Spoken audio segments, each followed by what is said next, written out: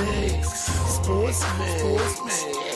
Yeah. You in the mix. Rockin' with Kenny. When it comes to news, man, he got plenty. You in the sports mix with Kenny. News and knowledge. A lot of dope techniques make kids become scholars. You need to tune in. A lot of hot topics. When it comes to sports, Kenny sound like a prophet. You in the mix, man. You in the mix. Plus he keep you up on all the hottest trends. Plus you never know who he has as a guest. So grab a cold one, man, and just tune in. You in the mix, man. You in the mix. You in the mix. Sports mix. You in the mix. Rockin' with Kenny. When it comes to news, man, he got plenty. You in the mix, man. You in the mix. You in the mix. Sports mix. You in the mix. You rockin' with Kenny. When it comes to news, man, he got plenty.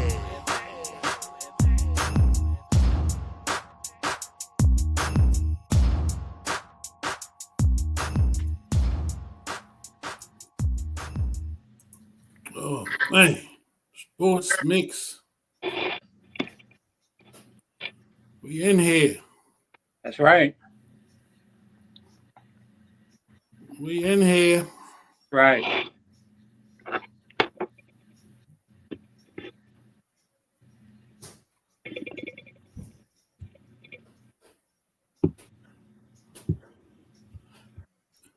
Can you hear that?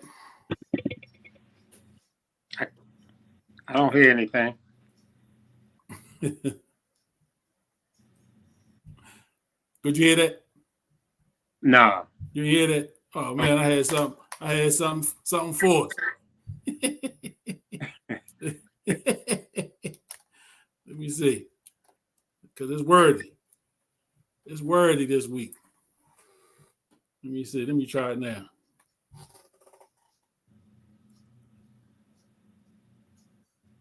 Can't hear nothing? No. All right. No, I'm trying to do the technicals on the fly. Right. But we in here, man. Sports mix. Yeah. Sports mix, man. We back. Another week. Guess what, peoples? The Ravens won a goddamn football game. That's right. That's right. Who you say they won the game without? Without Lamar Jackson. Without Lamar. Put some points on the board. The defense even looked all right. Yeah, they did. Defense even looked all right. You take away them first two drives, man. The defense was outstanding. Yeah, and I didn't see the first two, thank God. And Zach Orr must have been spending the night up there like I told him. Yeah, he must have been listening. You know he be watching. Yeah, I know he watching. Yeah, he watching. Good job, Zach. That's right. Good job this week. You're still on the hot seat, bro. Yes, you are. Still on that hot seat. Because you right back at it in 2 nights. Right. Right back at it. The good thing is that old LJ will be back in the building. Mm-hmm. Old LJ back in the building. And going back home. You know what right. he did the last time he went down there to Miami. Yeah, he likes to show off when he go there. He threw for like 500 yards or something against the Dolphins one time. They down there. Yeah. I don't know if that was one of his Jackson 5s. One of them Jackson 5s. Yeah. You know. Yeah. Yeah, he gonna be get some of that home cooking.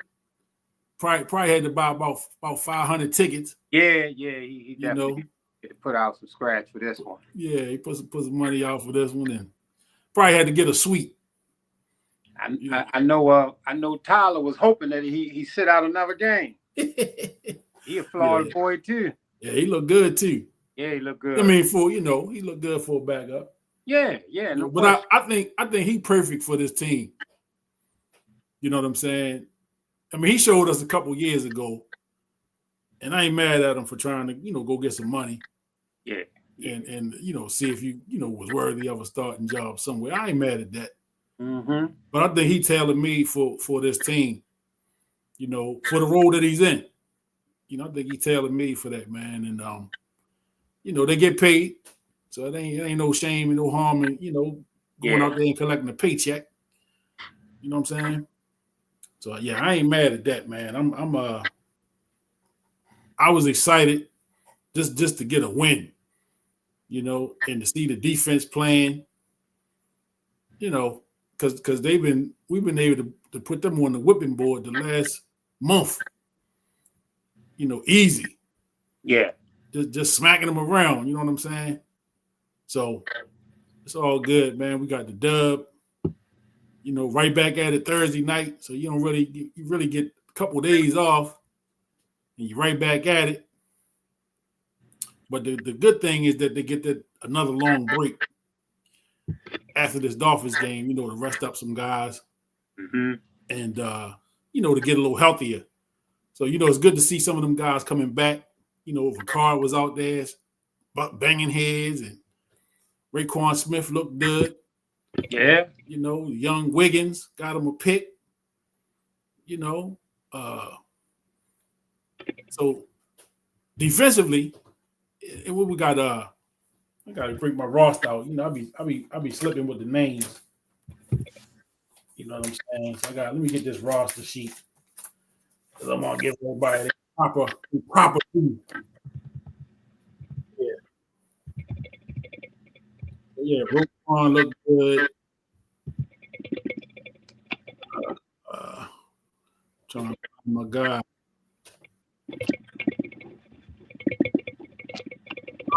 Backer that was hurt. He's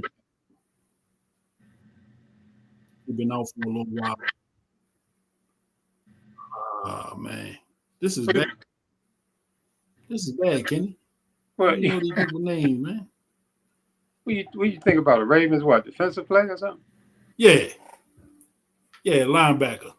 I mean, Mike Green got a sack. Of course, Roquan came back. Smith. Yeah. And, Kyle Van Noy. Yeah, I'm terrible with these names.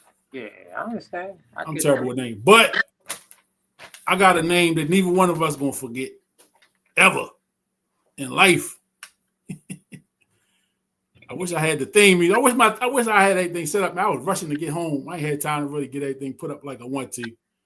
Get this young fella his proper introduction. You know, they say, remember that me and you old enough to remember. Say, look up in the sky.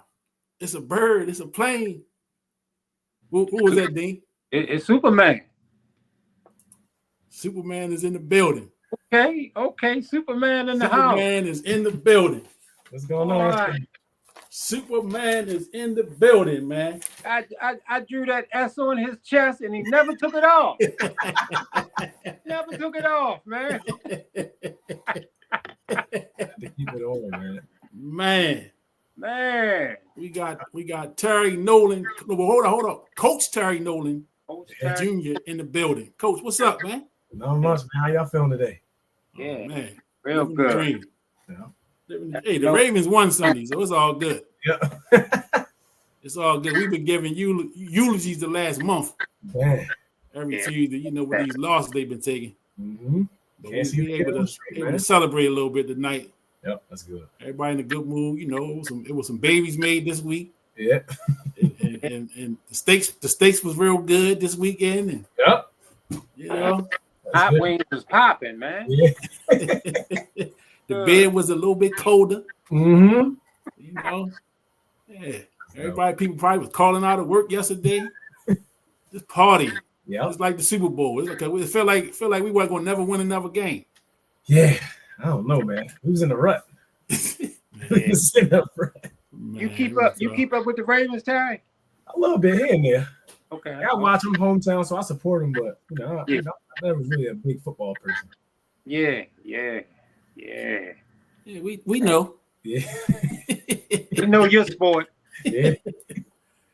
So man, I seen you post a video of you back out there on the court. Yeah. You know how that feel? I feel good. I'm telling people right now, I'm still in my prime. That's the thing. People think because I stopped playing for these last 2 years that I don't got it no more. Like I'm just hitting my prime, and that's scary. Yeah. It's still scary. So I feel real good. Still got my legs under me. Like you said, you still see Superman flying through the air sometimes. Yeah. How difficult was that decision to? I mean, I know coaching is probably something that's been on your mind, but to step away when you still, in your prime. I mean, how did that decision come about? Yeah, so it came about because when I was in Romania, at the same time, my son was about to be born. And so I was faced with, do I stay over there, chase my dreams, or do I come back, support my wife, support Lila, and then support Levi during that pregnancy time? And for me at that time, I think God just kind of put it on my mind as like something got to be at the top of my priority list. And what is it? And so for me, it just was like, I value family. I value being there. I know my dad, he's a good example of that. And so for me, it was a no-brainer that I had to come home and support. And then I will say when I got home, I struggled for about like 2-3 months because I just didn't know what to do, right? For so long playing basketball, starting with y'all, I've played basketball for 20 years at this point. So now it's like that was embedded in my DNA. I didn't really know who I truly was outside of the sport. So then getting into that kind of period of like just limbo, figuring out what's next, getting into coaching, it kind of helped curb some of that because I'm still around the sport, not playing it, but now I'm on the other side and I get to give back some wisdom, give back some knowledge, be there as a mentor, my decision a little bit. But even still, like now when I see all my friends still going back overseas, it's like I still got that itch, right? Because I still, like I said, I'm in my prime, so I still wanna go and chase that, but just understand that I got a different call and a purpose right now. Wow. Yeah. That had to be difficult, though. But really, man, I mean, listening to you talk through that. To me, it's kind of impressive. It shows some serious maturation on your part. And, really, when it comes to decision making, for me, I think it may not be as simple as I'm going to say it, but I think it's the core foundation. And basically, is this decision good for me and the family? Right. And that's like the bottom line right there. And it sounds like you made that decision based on that being best for the family with the newborn and all that kind of stuff. So, man, it sounds real good to me. I like I say, the S is still on your chest, bro. Yeah. Appreciate it. And the family has grown. Yes. So you 2 children in now, right? Yeah. Yep. All 3. Levi's 1 year old.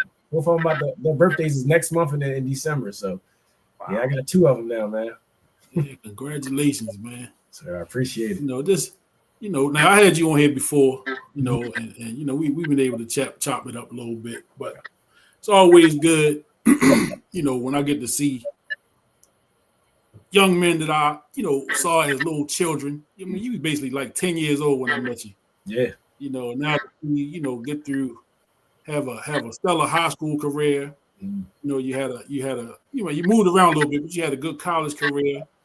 You was able to go, play some professional basketball. And now, you got a whistle around your neck. Yeah.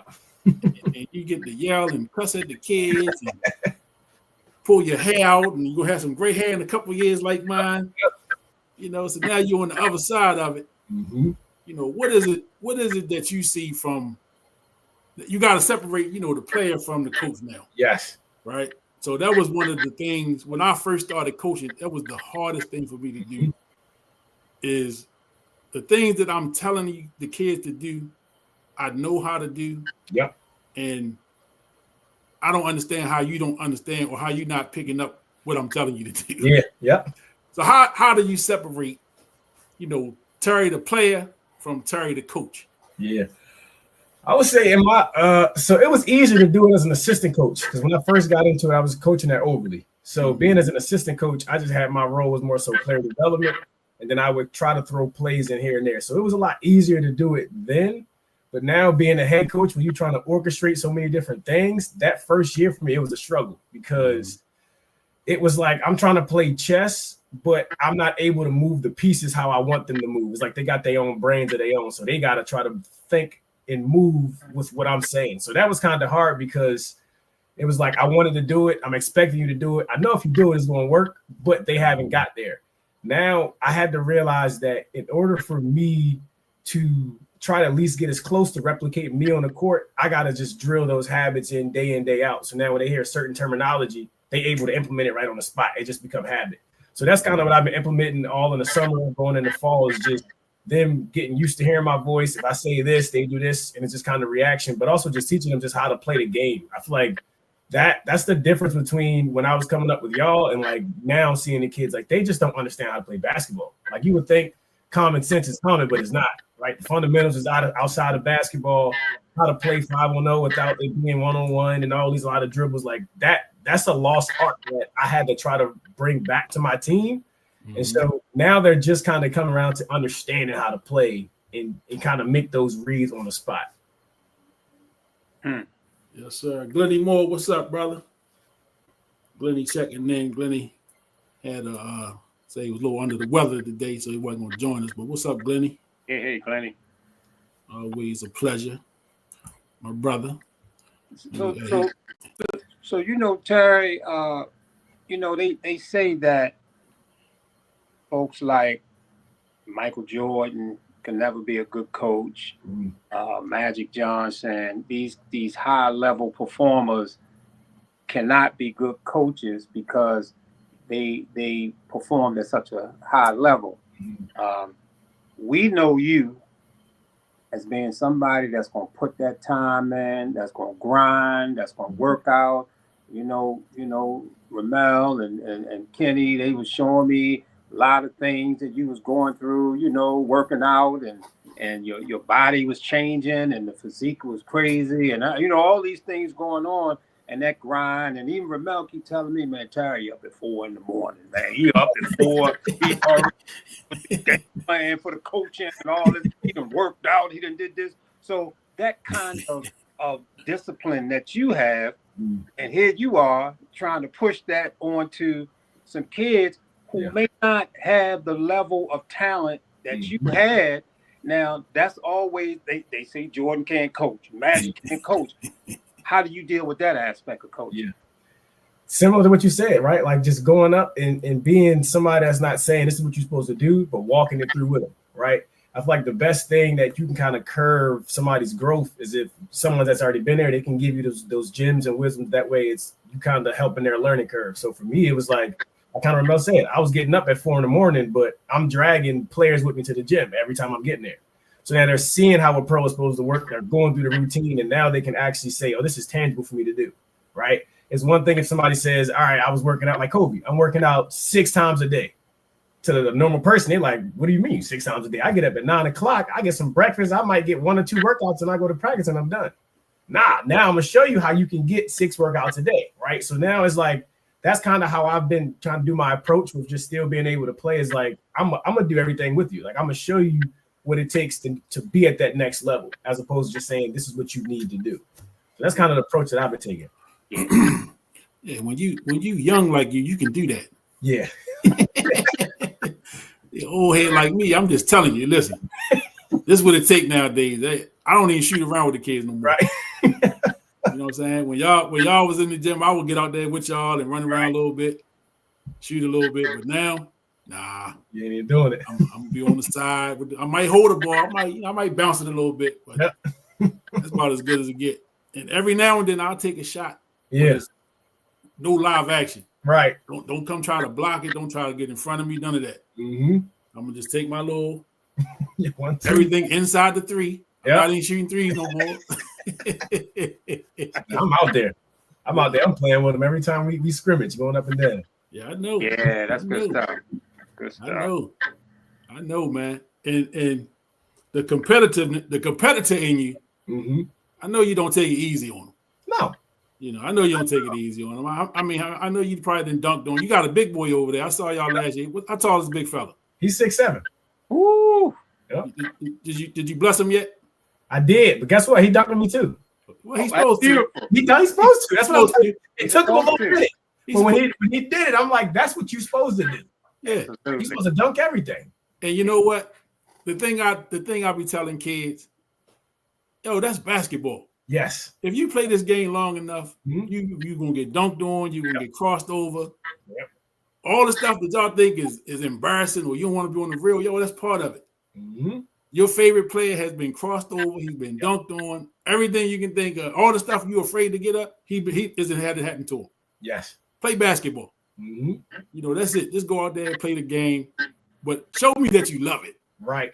You know what I'm saying? And see, that's the struggle that I've had, you know, with kids lately is this, do you really love this or do you like it? Yeah. You know what I'm saying? And if I love it more than you, it's a problem. Yep. It's a problem because, you know, my like I say, my playing days are over. I can't get a scholarship. Right. You know what I'm saying? It's nothing ahead for me, but I'm trying to see where we can get you to. Yep. You know, and what do you want out of this? You know, what do you really want? Exactly. You know, so, you know, you in that grind, you know, it's, you know, a coach is a 24/7, 365 job. Yep. You know what I'm saying? Even when you want to take time off, and I know you probably irritate your wife because you probably thinking of an offensive set or a defensive scheme while y'all in the car riding. You know, I know how it is. Yep. I know how it is, man. So, you know, just the coaching aspect of it is crazy. Yeah. You know, just because you somebody, Terry was what, 13, 14. Coach, let me coach him. You know, when we had the two teams. Yep. Yeah. And before that game, he wanted to coach Darian and them. Let me coach him, Kenny. Let me coach him, coach. Just sit down, man. I got it. But you know, it's that drive. Yeah. You know what I'm saying? It's the drive. It's the want to. Some coaches aren't made. Yeah. You know what I'm saying? You got to want to coach. Yep. You got to have it in you to coach, man, because and you got to do it for the right reason. Yes. You know, you got to do it for the right reasons. And, you know, I told the story, you know, when I had that team. And truthfully, I didn't have a team. Yeah. When I came out there to see Darian, when y'all were playing together, I didn't have a team. I was kind of on a break. And Darian, coach, you got to come watch me play. You got to come watch me play. I said, all right, I'm going to come. So I got off work that day early. I said, let me go over here and see what this boy got. So I get over there. I'm watching nephew. And, you know, nephew was all right. So, all right. You know, he all right. I can work with him. Like I said, who was this other kid? who is this other kid, man? Like, because he was making it look so easy, right? And they like 10 under. And y'all, I've been around this thing. What's up, Bink? What's up, Bink? Ben Collins, man, Coach Bink. So y'all been around kids, you know what I'm saying, that can play, and I've been around some kids that was a little different. And I'm watching this, I'm like, man, he got the ball at the top of the key damn near every time. He would do his little head fake, a bounce, two dribbles, a bounce, two steps, and he was dead. From the top of the key at 10. I'm like, nah. Let me see him do it again. And he come back to do the same thing. He kept doing it. I was like, yo, all right. So when I talked to Darian, I said, yeah, you did pretty good, you know. Boom, boom, boom, giving him what we could do better and what all that stuff. I said, but what's the boy on your team? I don't even remember what your number was at the time. Was that number 11 or whatever it was? Right? He said, what's his name? He said, oh, you talking about Terry? I said, yeah. How old is he? So you know whatever age I was at the time, and so I said, all right. So I put that in the back pocket. Yeah. Again, I didn't have a team. Right. This was a whole year before I put that team together. Yep. But the whole time I'm scheming. I said, all right, I'm getting back in it. I know Darian is coming. Yeah. And then I found out y'all was tight. Mm-hmm. I said, oh shit. It's over. I said, because I know if Darian coming, you coming. Yeah. You know, so I was asked about a couple other kids, but I was focused on you. I said, Yeah. nah, he got to come. Yeah. And so, you know, when we put the team together and I was picking Darian up every Friday, bringing him out there for practice or whatever. And I kept asking, where your friend at? Where your friend at? And he, you know, he I don't know what he would say, but I just would always ask every now and then. So then me and Dean had linked up. Mm-hmm. You know, we kind of put our stuff together. Like, yo, let's put the kids together, and because we was trying to get in that Stricker league. Okay. Yep. I think that's where we was at, and they said they got a spot. Mm-hmm. Ain't that how that worked out, Dean? Yep. It's like, yo, they got a spot in the 10 under. If y'all can get a team, no, I'll tell you exactly what it was. We was watching Vermel play. They was up Carver. Okay. They was in the league up Carver, and Big Anthony was up there. He was coaching. He said, yo, I think it's a spot for 10 under if you got a team. And that was like on a Friday or Saturday. Mm. By that Friday, the next Friday, Dean had like 5 kids. I had little 5 kids. Yep. We was up James McHenry, and we went to Stricker the next day, and we was playing. Just like that. But you didn't come. You didn't come the first couple games. Mm-mm. But I remember like maybe like 2 or 3 games in, you came to a game with Kelly. Yep. And I said, Dean, that's him. Yeah. Remember that too. Coach Dean heard about you before you came. Yeah, I kept thinking about you. Yeah, he heard about you before you got there. I kept telling him. Coach Kenny was filling my ear up. No. He said, I ain't even gonna say nothing. Yeah. Wait and see. But I got this kid coming. Yeah, I ain't saying nothing. You'll see. You'll see. Yeah. And I saw. Yeah, because the first time you came, you had your shorts and everything. Yep. And we didn't let you play that week. And I told Darian or Kelly, I said, bring him next week. And he good. And he can't. And it was off to the races from there. Yeah. Well, I remember we ain't start you. Right. You know what I'm saying? We ain't start you, and I'll just sit there. And when I put you in the game, like I didn't say nothing. Like Dean kept saying, I didn't say nothing. I'm gonna say, just watch. I think the first time you touched the ball, something real slick. Mm-hmm. Rebound and a putback. And he just turned and looked, and I'm looking at him. He just kind of shook our head like, yeah, I told you. I mean, what jumped out to me like immediately was that like your awareness, man, yeah. like crazy, right? Especially like defensively, man, your anticipation of passes and covering so much ground defensively and all the steals you used to get. Man, his awareness is like off the charts, man. For somebody to be that young, typically they're not that aware of everything. Right. You saw the whole game. Yep. And you was only 10 years old. It's like, dang, man, this is kind of crazy. It was a lot of fun watching you, though. And another thing was that, we didn't know it, or I didn't know it, that you was pretty dynamic on the football field. Yeah. As a youngster. Right. We saw some late highlights, but talk about that football. Yeah, so I played football for about 3 years. I played because my brother played. Right, so I'm looking up to him, and that's kind of what I saw. He was. They called him Beast on the football field. So I played him. I think I played 5'6", 6'7", and 7'9", and that was it. I didn't like that football content. There was one time. Yeah. So when I played 6'8", true story. I got tackled maybe once or twice that entire season. I was the running back. It was like one of them. It was one of them where I don't know if you remember, but if you go up too much, your offense got to play defense. So like about the second quarter, I was always on defense because we were like that first quarter, we would just blow everybody out. So then when I got to 7'9", they put me at receiver. And I'm like, okay, it could be, we're gonna try something new. But I did a slant route across the middle, got my head taken off. I said, yeah, I'm good. That's my last time playing right there. I love my life. So then I switched to basketball. But like you said, it was like the awareness, like it was the same thing I saw. Like if I'm on a kick return, I got to look at 11 different people. What's the gap that I can go to? What's the angles that I can do? And that just translated right to basketball. Like I always tell people, it's an art and science to basketball, right? I feel like the science is if you got somebody open in the corner, the fastest way to get it to them is a 1 to a 1 more.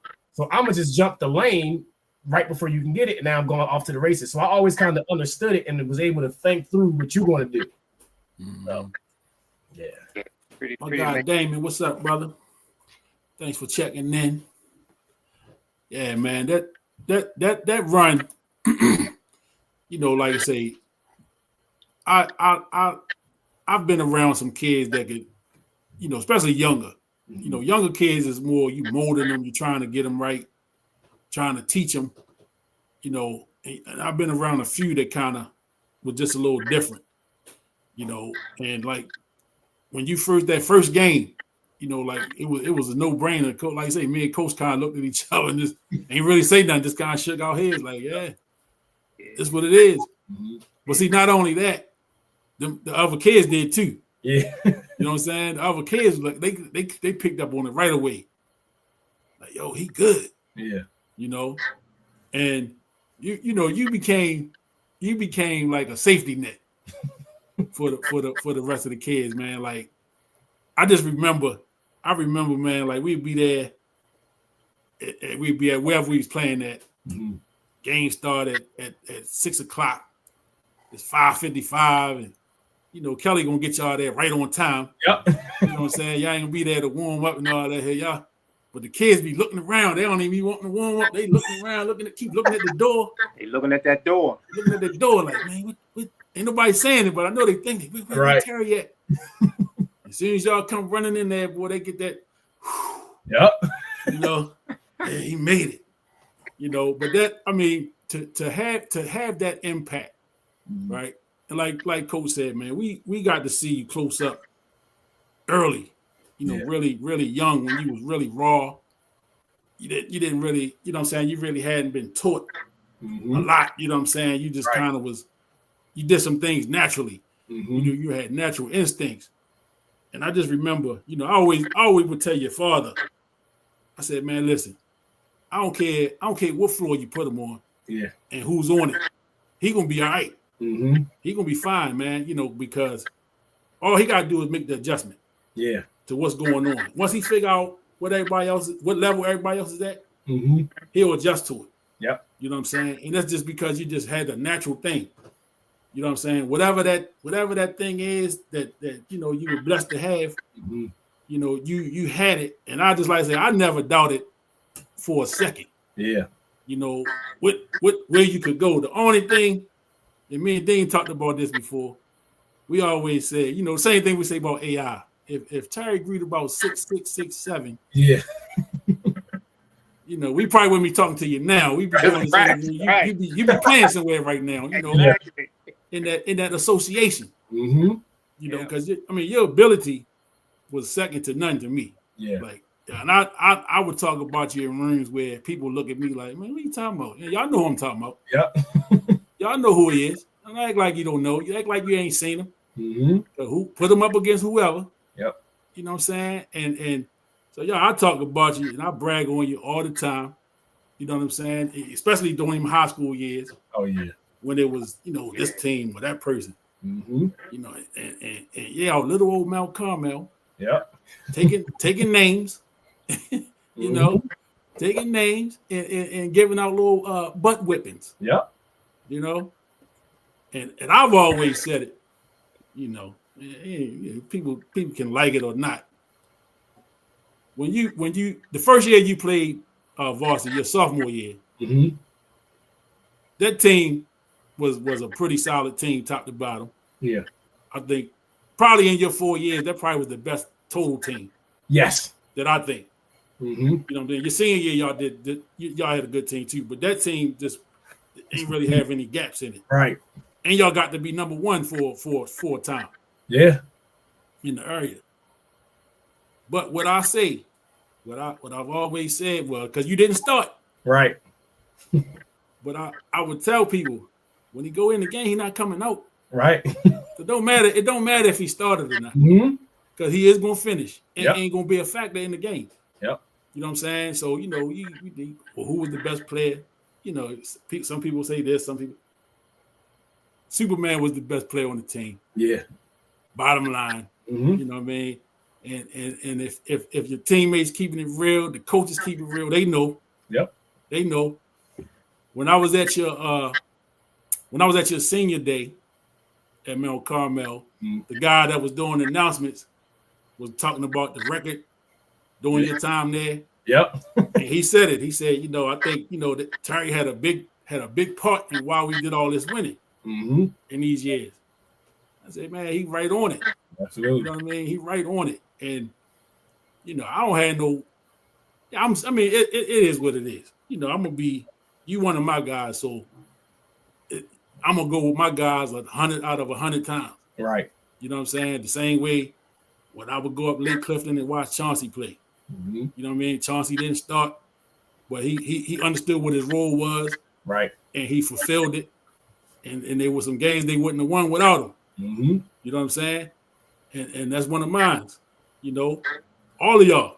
You know what I'm saying? All of y'all, man. So, you know, just to be able to see, you know, you from 10-year-old out there at the Boys and Girls Club, man, you know, with the head fake, bounce and go, all the way to, you know, GW and Bradley and Towson, you know, to overseas, to now, you know, you giving back. I got to come watch you coach a game last year, you know. So it's always a good feeling, right? Because like for you more than any of the guys that I coach, I probably watched your whole run.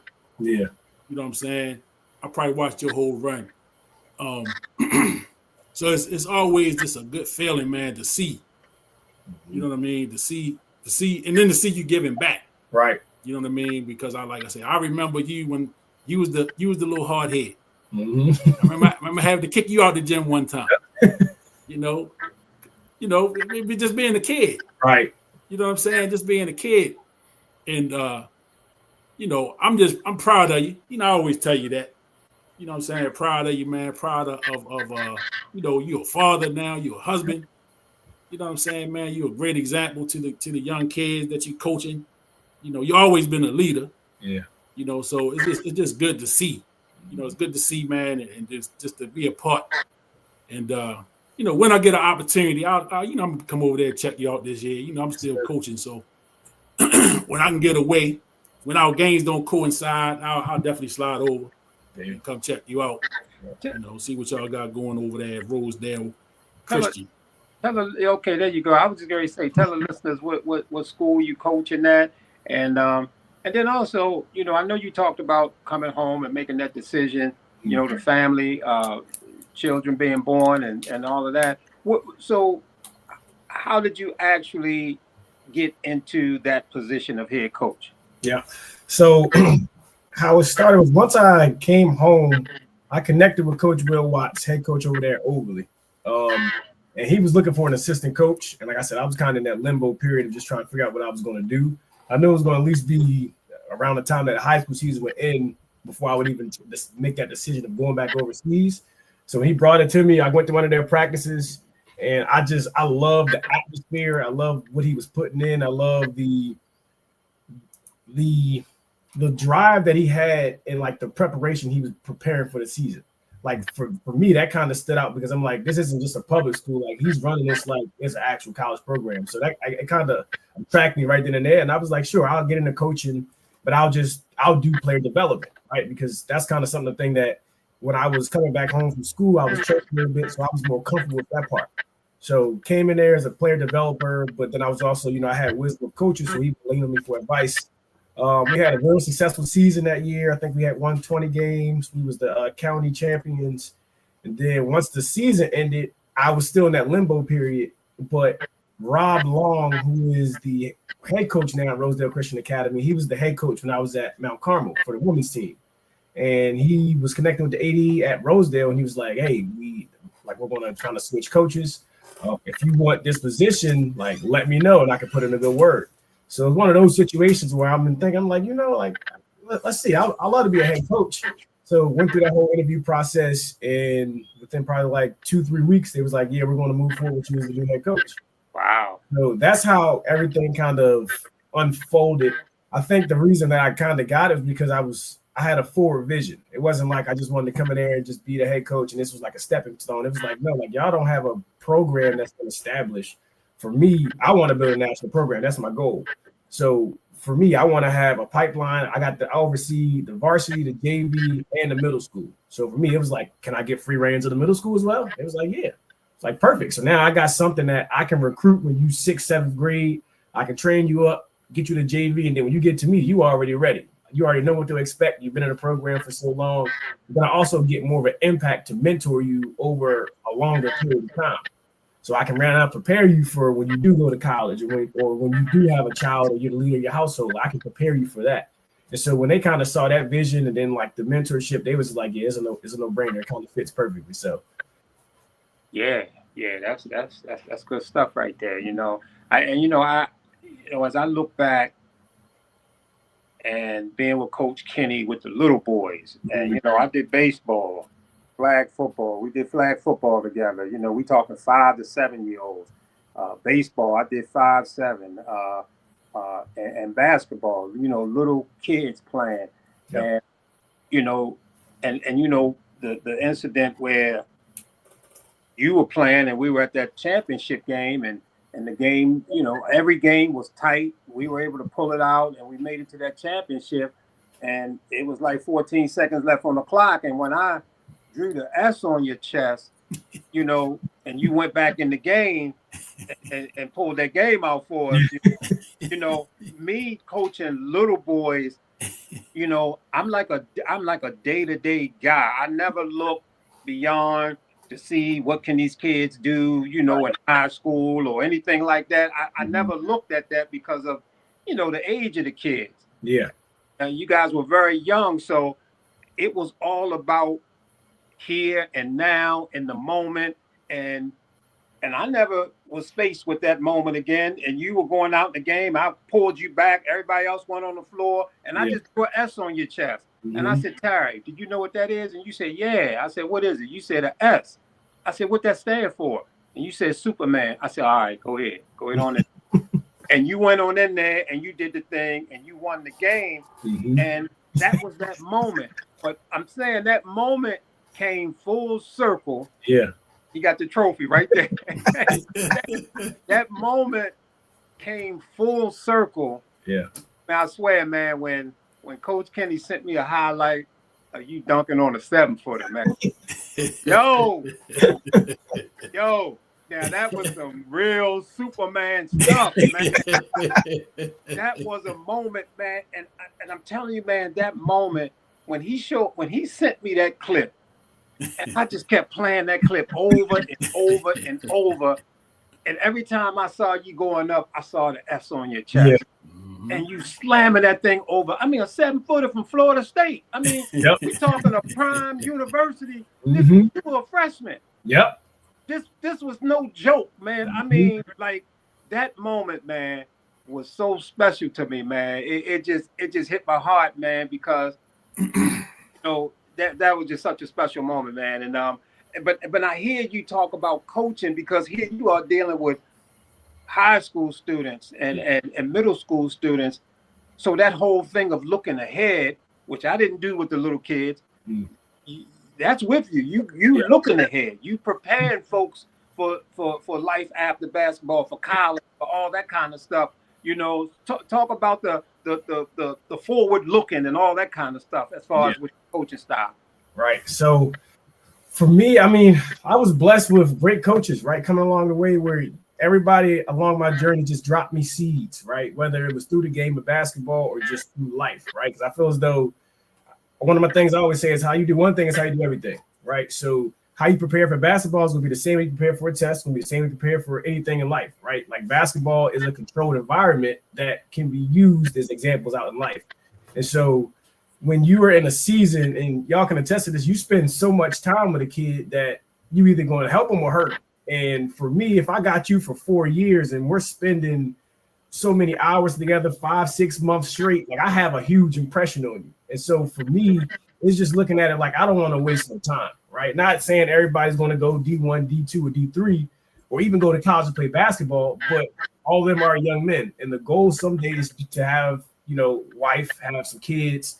I got to prepare you for that. That's more important, right? I got to prepare you for when it's stressful with your lady at home, you got 2 kids, and you got the decision at any moment, I can just leave. Or do I got to fight through this adversity? I got to figure it out. I got to make sure I'm being that provider for my household, because if I don't do it, somebody else will, or my kids don't get what they need and deserve. So that's kind of my forward thinking. Is like, I'm gonna prepare you to go through the adversity, whether it is college, whether it's life, because I have a controlled environment that I can do it in. And whether you get to that college level, it's going to be easier for you, right? Like Coach Kenny said, for me, it was like, if you put me on the court, I would be able to adjust to anything that kind of do. A lot of kids don't have that, right? So I have to at least kind of put them through the fire early. That way, when they get there, it curbs their progress. It is not like, oh, it's a huge shock. It's like, nah, Coach Sterling just made this practice a living hell for us. Now, when I get to college, it's like, oh, okay, this is what he was talking about. All right, I'm more ahead of the curve. I'm readier to play as a freshman, especially in this landscape where freshmen's not going to college right now. Right? They're looking at trying to win immediately. They want 21, 22, 23-year-olds. So now the freshman that's coming there, you got to be ready to impact the floor right in the net. And if not, they're going to look past you. They're going to go to the portal or they're going to choose somebody else. So for me, it's like with me having that in mind and just the landscape of everything changing, how can I also get them ready for that as well? Wow. Good stuff. Yeah, you were talking about your journey. You always got a joke to throw in. Coach Will, my guy, but it shouldn't have been overly with Coach Will. He's supposed to have been over there with me. It's all respect. Yeah. You know what I mean? But it worked out like it was supposed to. Yeah. Because the crazy part was when you hit me up to write you a letter to Coach. And the first thing I thought was, Coach, where? I thought you was playing somewhere, Right. And then when it was over, I was like, oh man, I shouldn't even write this damn letter, man. And we might play them at some point. Like, nah, man. But yeah, I did it with no problem. I wrote the letter, you got you'd have got the job without my letter. Yeah.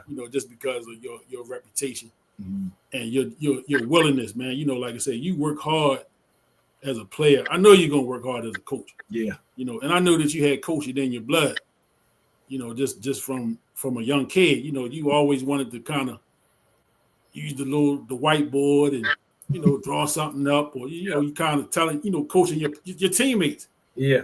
And the one thing, see, as a coach, so I know you go through this. I do it. I replay games 25 years ago, 15 years ago, 20 years ago, whatever. I should have did this. Yep. I wish I would have did that. And the one game with y'all guys that I wish I could coach again was that game up the game we played up Cecil Kirk, that the BNBL game. And I mean, it was nip and tuck the whole way, nip and tuck. And at the end, we put y'all in a we had y'all 2-3, and we kept telling Dante to stay home. Stay home. I knew he was going to cheat. I knew he was going to cheat out. And I said, after thinking about it, I said, man, I should have just let Dante roam and put 4 in the box. You know what I'm saying? 2 and 2, and let him chase the ball because he was going to do it anyway. Right. And he left that spot at the top of the key, and that little kid stepped right into the spot. They hit him with the pass. He knocked that thing down. I was like, God damn it.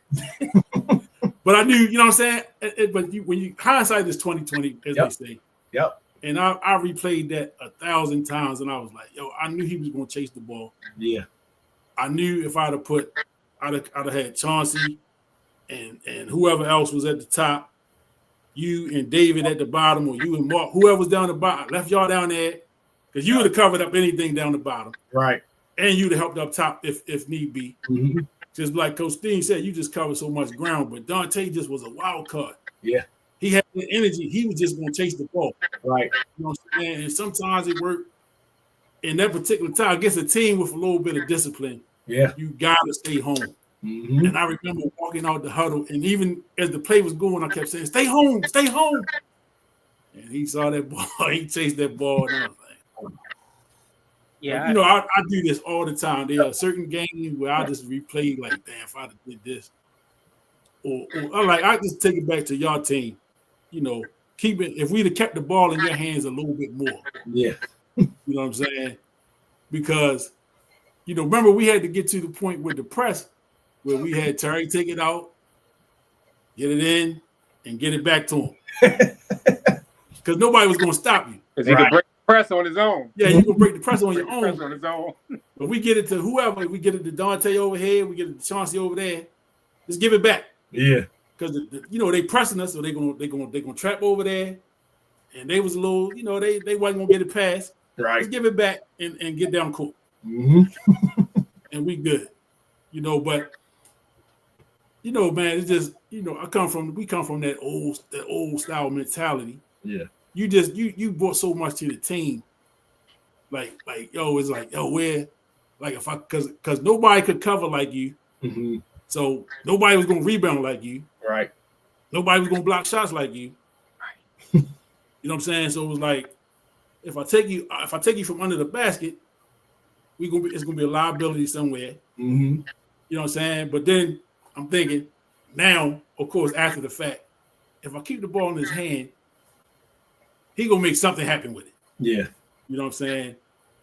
You live and you learn. Mm-hmm. You know what I'm saying? You live and you learn. But one of the lessons, one of the things, like having a player at your level that young with your teammates, like I say, they leaned on you so much. Yeah.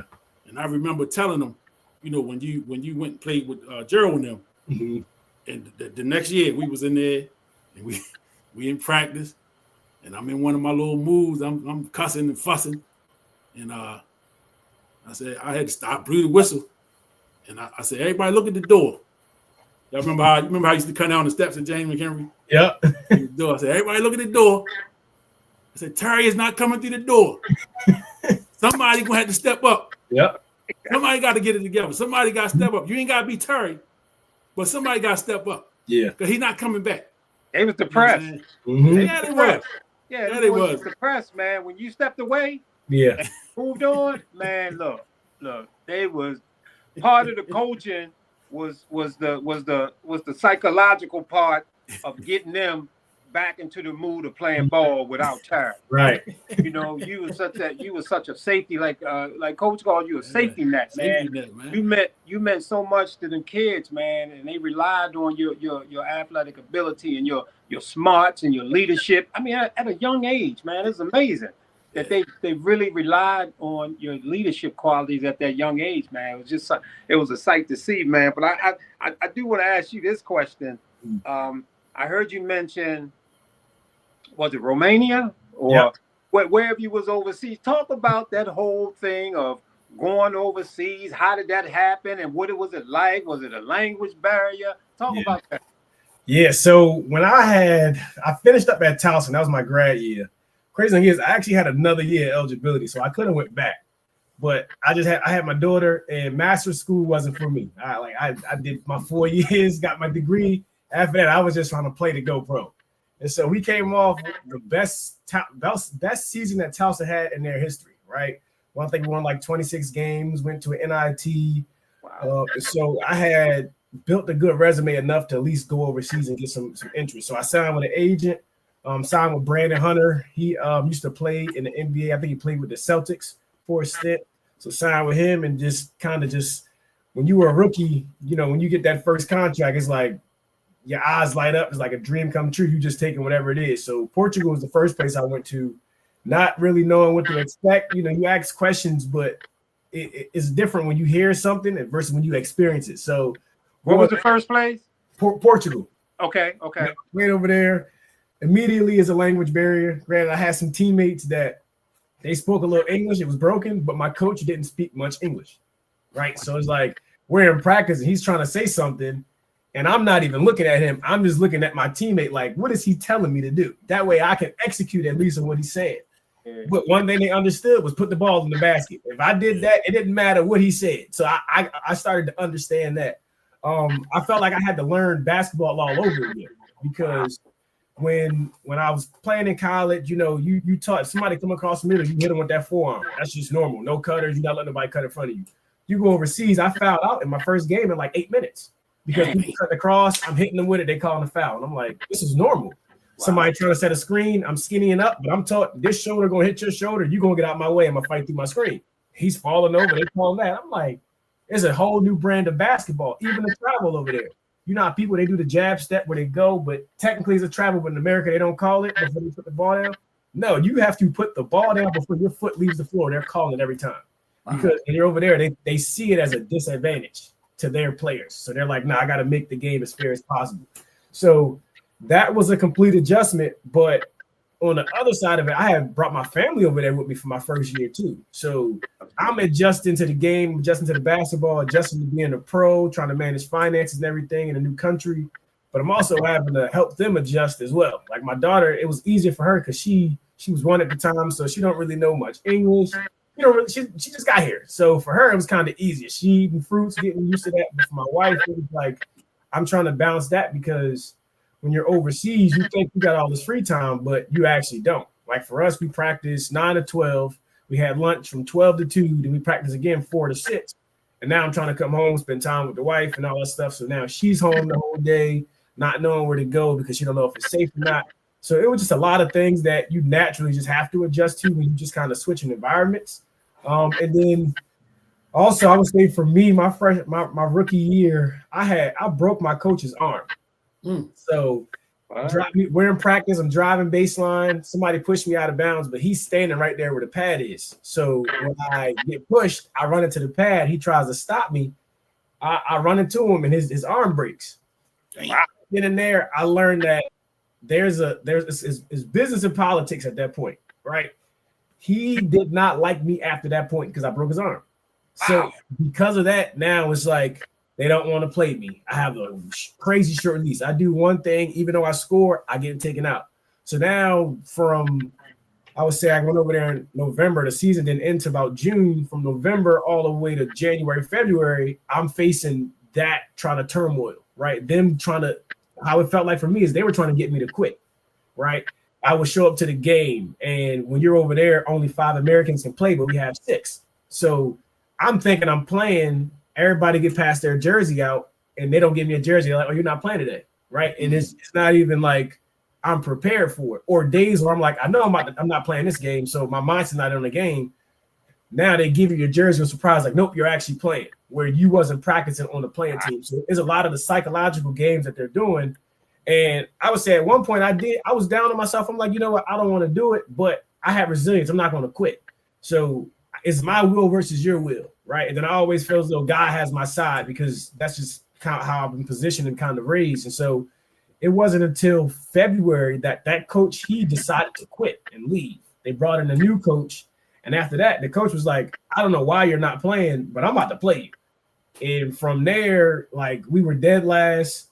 And over there, if you're dead last, they do something called relegation. So if you're last, they drop the bottom 2 teams. They raise the top 2 teams from the other division, and they put them up to the A division. So we were about to get relegated. The coach started playing me. We start winning games. Now we went from dead last to like 7th or 8th, right? I'm going through an amazing stretch. I had like 3-4 games back to back where it was like 15 points, 11 rebounds, 16 points, 8 rebounds, 16 points, 11 assists. And then the game that really stood out was when you're in those different countries, they have your league, but then they also got a cup. And so playing in a Portugal Cup, like the last team, we're not expected to win. We went all the way to the championship, right? We're in the championship. We're playing against Tony Douglas. We're playing against former NBA players. I have 20 points, and we lose by 1. And it's one of them things where it's like just because of that last 3 to like 8 games of me just showing out and then showcasing what I was able to do, once the season ended, I had a lot of different teams calling me because they're like, okay, I see based off of the whole year, like when you actually played, you had a winning record, right? You look at your team, they didn't have a winning record, but you individually, you had the winning record. Your stats was good. You were able to knock down the 3. Your assist to turnover ratio was good. Your points per game was actually good when you actually played. So we see you for who you are, not the circumstances that you were in.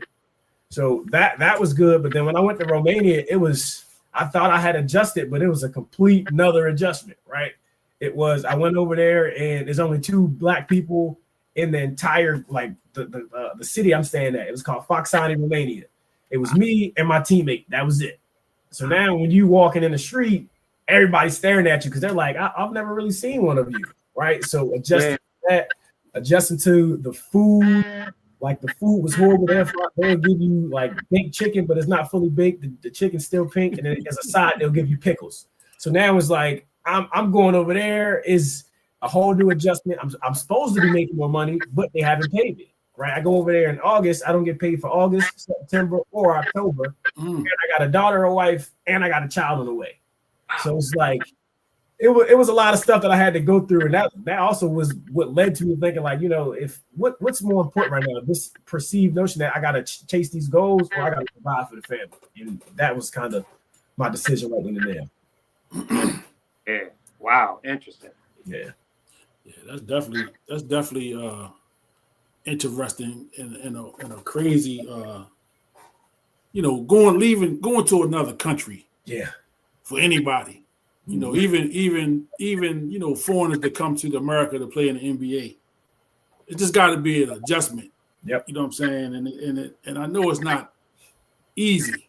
It's not easy to do, but people that are able to make those adjustments, more power to them. You know what I'm saying? Because like I said, I've never really been out of the country, like that. Right. So, you know what I'm saying? I don't really even know what that experience is. But I always, man, just, was definitely proud of how you, was able to come from that little kid that I met and just, like I say, watch your journey, all the way to become a professional. A lot of kids want to be pros. A lot of people say they want to be a pro. It's the dream. Yeah. I want to be a pro ball player. I want to be this, but to actually be able to do it, you know what I'm saying? To actually live your dream. Yeah. To actually be able to put it in practice and to live it. That's something that you'll take with you forever. Yeah. No matter what you do from now on, you got to taste it. You got to taste it. You got to actually get a paycheck for playing the game you played as a kid. Yeah. You know what I mean? The game that you played as a little kid, man, you were able to actually get up, and that was your job. And now, you transitioning to Coach Terry, even though you're still in your prime, you still can lace them up with the best of them. Yeah. Coach Terry. What is Coach Terry's coaching style? Now, I've seen you on the sideline. Yeah. But I've never been in practice with you. And that's really where the work is at. Right. Practice is where, so I'm gonna get some time. Yeah. I'm gonna come in. I want to see. Yeah. Because I can sit in the corner and laugh. You know what I'm saying? Like, I say, look at he yelling at him now. Yeah. But back when you was in there, you ain't want to hear that stuff. You ain't hear no coach yelling at you and blowing the whistle. Oh, here we go again, more baseline, all that stuff. Yep. But what is your coaching style? What would you say your coaching style is? And like who would you say if it was a name you could throw out there, you say I'm more like this person or that person? Who what would your style be? Oh man. I wouldn't necessarily say I'm like one person because, like I said, I had so many good coaches. I kind of pick and pull from all of them. I would say my coaching style is a phrase I use a lot is just KISS. Keep it simple, stupid. Simple, stupid. Yep. Yes, So sir. defensively, we're gonna get stops, right? Obviously, we play against good players. They're gonna score the ball. I want to play at a super fast pace because we're not the biggest team, so we're gonna be fast. We're gonna be scrappy, and we're going to get out. Right? We're gonna make y'all exhausted playing against us. That's the goal. I love paint touches. Right? We got to get 2 feet into the paint. From there, we kicking out. There it is. Yep. It is. Yeah, I had Run to that find back, it. coach. Yeah. Look at that. Hey, you know what's crazy? The only reason I got that was because of the pump fake you was talking about. Hey, let me see that again. I ain't get the pump fake.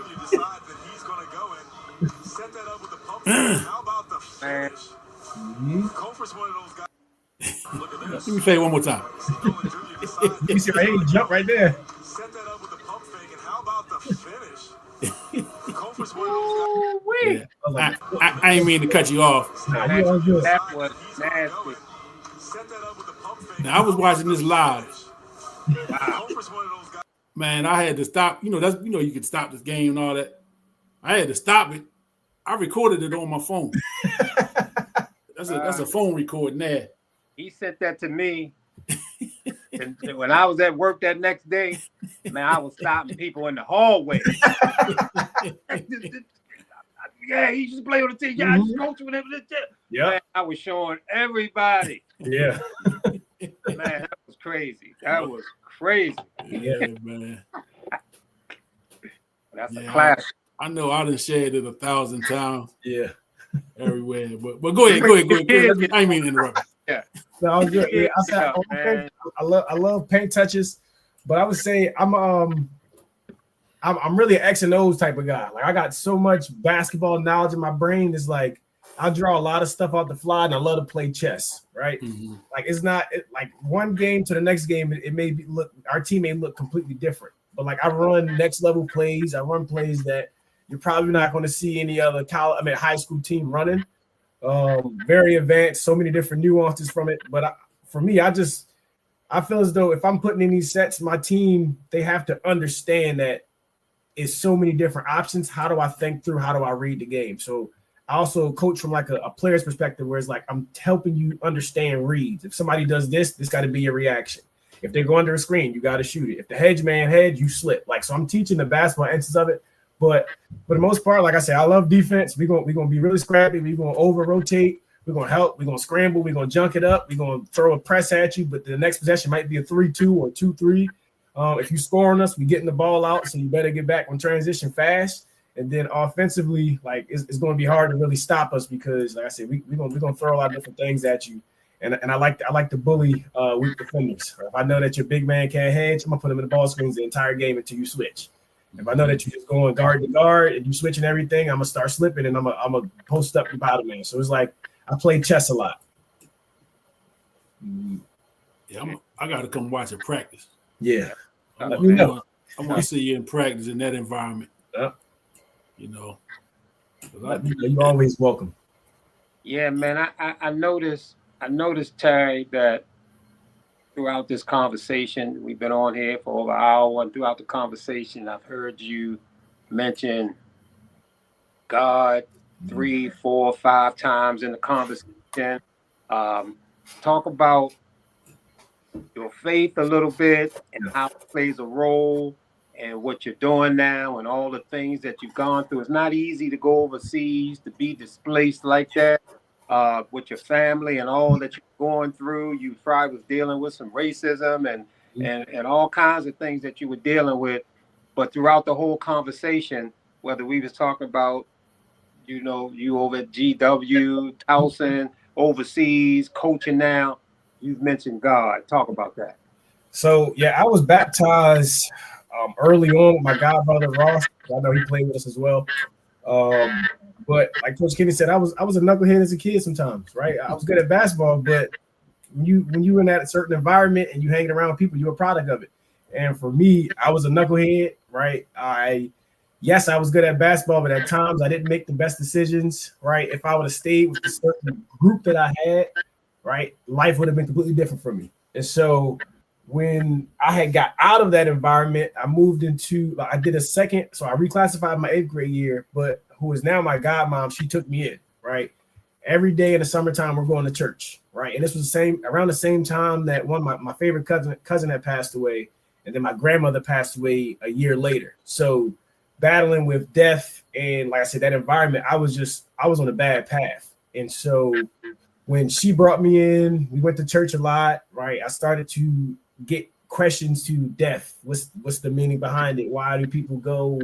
What's the next step after you die? Like I kind of got comforted. And then from there, it's just you go to church, you start getting the word. And when they say you feel the Holy Spirit, like that's a true thing. So I felt the Holy Spirit, Jesus Christ, my Lord and Savior, September 16, 2012. And ever since then, it's been so many trials and tribulations, so many doors that's opened up, right? But the one thing that I can always say is divine intervention, right?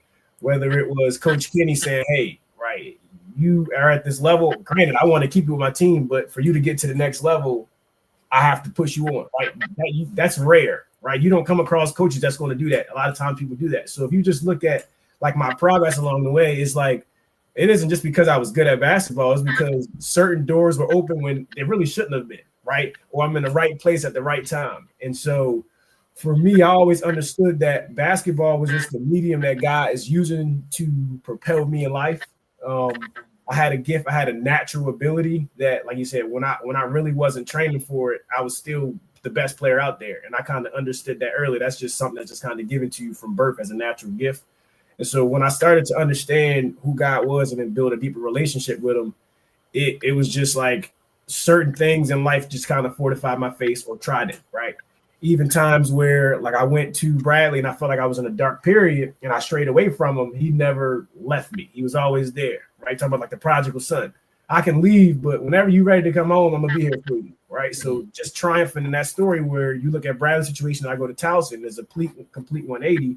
That ain't nothing that I did special. That's just his divine intervention.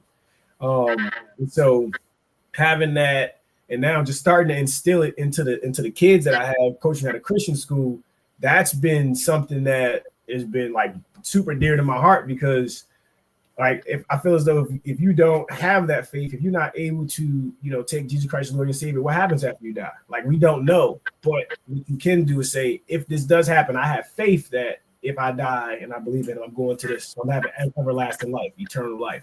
So that's kind of where I'm at now with it. Just like I'm very comfortable in it. That's why you hear me talking about it so much. Wouldn't be here without him, but now it's like, how can I get other souls to take that journey and start to be where I'm at? Because if it wasn't for him, I wouldn't be where I'm at. Yeah, no, that's powerful. But you're a walking example for them, And I mean, you coming in there and you doing what you do. Believe me, man, that aura that surrounds you is reaching them kids. They feel it. They see how you are. They see how you are. They know you're a family man. They know all of that stuff, man. And believe me, man, they're feeling that. They are feeling it. Yep. Like I had a kid that told me the other day he's looking to get baptized. So that was one of my immediate goals with the team, right? Like overall goals, I said, I want to build a national program and I want to help you guys be prepared for life. But I said, when you leave my program, if you baptize, my job's done. Right now, I know at the end of at the bare minimum, if you pass away today, you're going to go to heaven. Right? That was my goal. So, like you said, just kind of walking it. It's easier for somebody to believe you if you're actually living truth and walking through what they're saying. But if they can't relate to it, they don't see it. They're just like, I'm not listening to that because you're not even a representative of what your word says.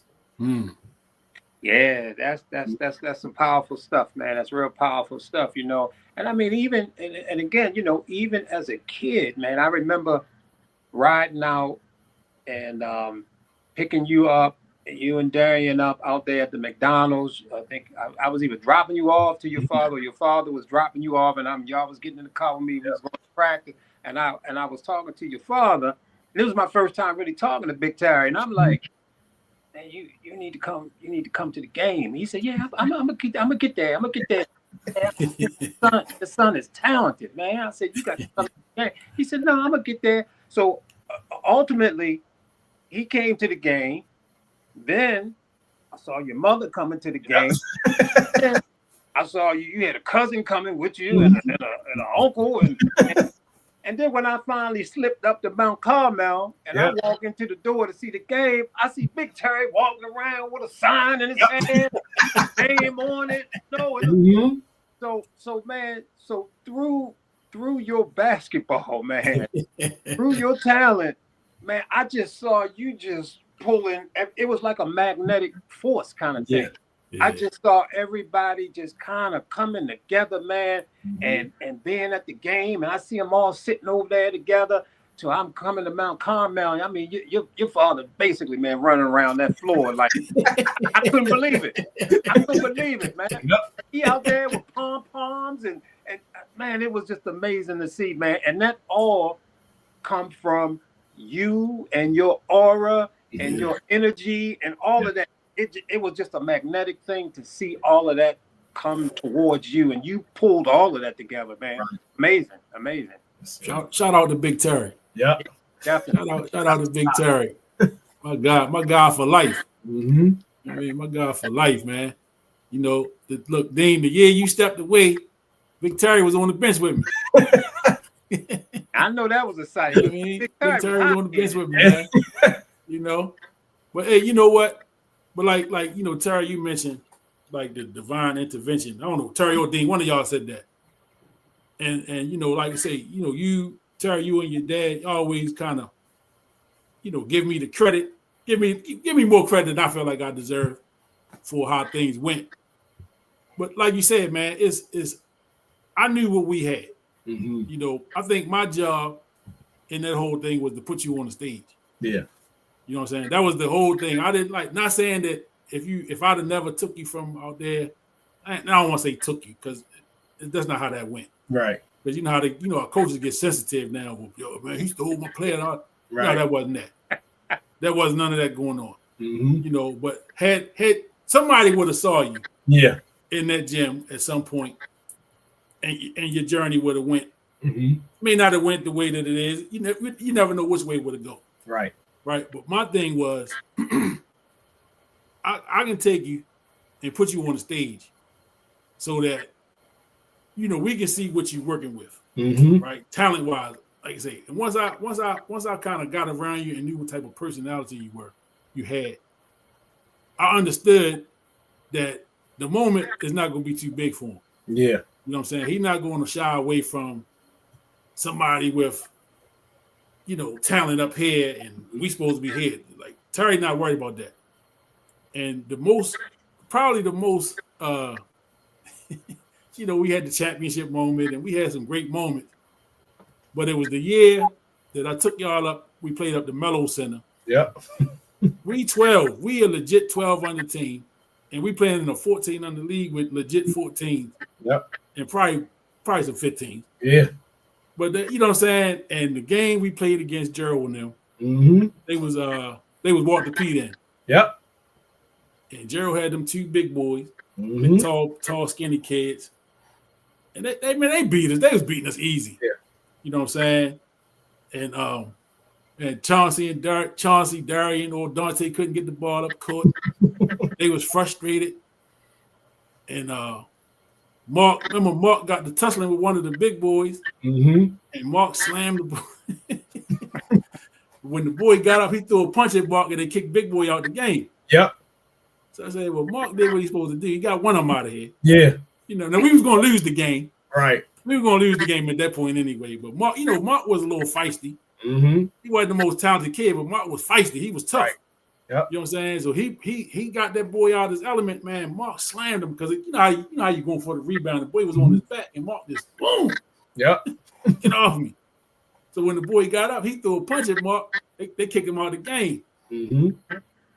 So, man, Terry had that look in his face like he's just very folded up.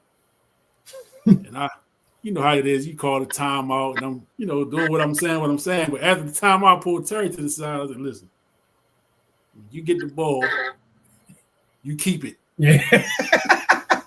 Don't call no plays. Just do what you want to do. Mm-hmm. Because I can see in his eye, he was frustrated. Yeah. You know what I'm saying? He frustrated, mad. And the boy, like the big kid, he was playing. You know how you playing half speed, mm-hmm. and he did a little turnaround, and Terry caught it. Terry caught it. You know how he used to catch the ball out and snatched it out of his hand and all that. So the boy kind of looked at him like, "Oh, okay," but it was too late. Yeah. He tried to turn up, and Terry was already there. Yep. Because now he frustrated, he mad. He didn't swipe this shit out the air. Give me that. So now, when I gave him the green light to just go, man, for whatever time was left in the game, man, Terry turned it up. So we shaking hands, going through the line, shaking hands. We the coaches always last. So I've been knowing Gerald for years. Yeah. Kenny, man, who was 23, man? Y'all doing anything this summer? And I just laughed. I just bust out laughing because I said, I knew this day was coming. Yeah. Right. Well, usually what a lot of them coaches would do, they'll find out who your parent was. Mm-hmm. They'll go to your parent. They won't say nothing to me. Right. But me and Gerald got that kind of relationship. He asked me straight up. I said, y'all introduce you to his father. Yeah. And then I introduced him to Big Terry. I said, now it's up to them. Mm-hmm. What they want to do. And Big Terry was so loyal to me, man. He kept saying, man, I don't know, coach. I said, nah, take him. Yeah. Take him over there. Let him practice. You know what I'm saying? He kept saying, nah, but we've been with you. And I said, listen, it ain't about me. Mm-hmm. Just take him over there, let him practice. If you don't like it, then all right, come on back. But just take him over there to practice. And then he finally took him. And, the rest is history. Yeah. The rest is history. Then, like you say, you and Ross formed the bond. Mm-hmm. Like, y'all didn't know each other before that, right? No. Yes, I mean, y'all became brothers. Yep. Yeah. Like brothers, man. And then that summer we had the two of y'all. Yeah. Ooh. Go crazy. Yeah. But the reason why I say that's divine intervention is because you got to think, like, during that, any other coach, or not, let's say 95% of coaches, had Gerald had said something to them, they wouldn't have made that connection. So that's why I was like, I'm not giving you more credit than you deserve, because that right there, that defining moment put me on a path to changing the rest of my life. Yeah, right. For sure. Like, we don't know what could have happened if I'd have just stayed there, right? Mm-hmm. And that's the part where it's like, I didn't have no control over that. Like, at that point, it was like God put me with somebody that said, I know that this kid has more potential. Let me just put him in a different environment and see what happens from it. And then from that moment, like I said, the rest was just history. Yeah. Mm-hmm. Yeah, it was for sure, because I've had other players that you know, I've been backdoored. Yeah. I've been backdoored a couple of times, man. So I know the game. Right. You know what I'm saying? I know how it is, and like I know how the Hawks are. You know what I'm saying? And like I say, I'm so humble with mine. Like, yo, just have a conversation with me. Yeah. You know, but see, the first thing I'm gonna do is see where you coming from. Right. Because I know a lot of these dudes, they motives be wrong. Somebody get you on their team and have you sitting deep on the bench, never even put you in the game. Yep. Just to get you off my team. Yeah. You know what I mean? So I've seen that happen too. But I'm like, yo, I at least wanted you to go somewhere where you're gonna get an opportunity. Mm-hmm. And then really just to see if you want it. Yeah. That was the next part, is once you get around kids at your level or higher, Mm-hmm. it's really going to determine how bad you want this. Yeah. You know what I'm saying? And you were still young at that time. You were still Right. 12, 13 years old at that time. So, you know, I always say, right, when I look at kids start to separate at 7th and 8th grade. Yeah. When the body start changing, when they start getting a little taller, you know, when they start to mature a little bit, you start to see the separation. Right. You know what I'm saying? You start to see it. And I mean, I go all the way back to when we had Rudy Gay and then when they was 11, 12. I've said it for years, so I ain't breaking news when I say this. He wasn't that much better than everybody else. Yeah. Like, you know what I'm saying? He had some different shit about him where you can see, like, all right, he a little different. Right. I mean, talent for talent, he wasn't like head and shoulders above everybody. He was, you know what I'm saying? But he had that thing that you like, just like I saw with you. If you get him in the right environment, yeah, it could go. Right. You know what I'm saying? It could go. But if he stay down here, like if I'd have kept you, if I'd have been like, nah, you staying with me. Mm-hmm. So and like I said, it's no knock against the other kids. Yeah. But they wasn't at that level. Right. And they wasn't going to challenge you to be what you became. Yeah. You know what I'm saying? And see, and that's the thing, is you have to be in an environment as a player, mm-hmm. as a coach. I got to see, all right, he got something a little different. Yeah. He has to be in a different environment to get whatever that thing is. Mm-hmm. He got to maximize that.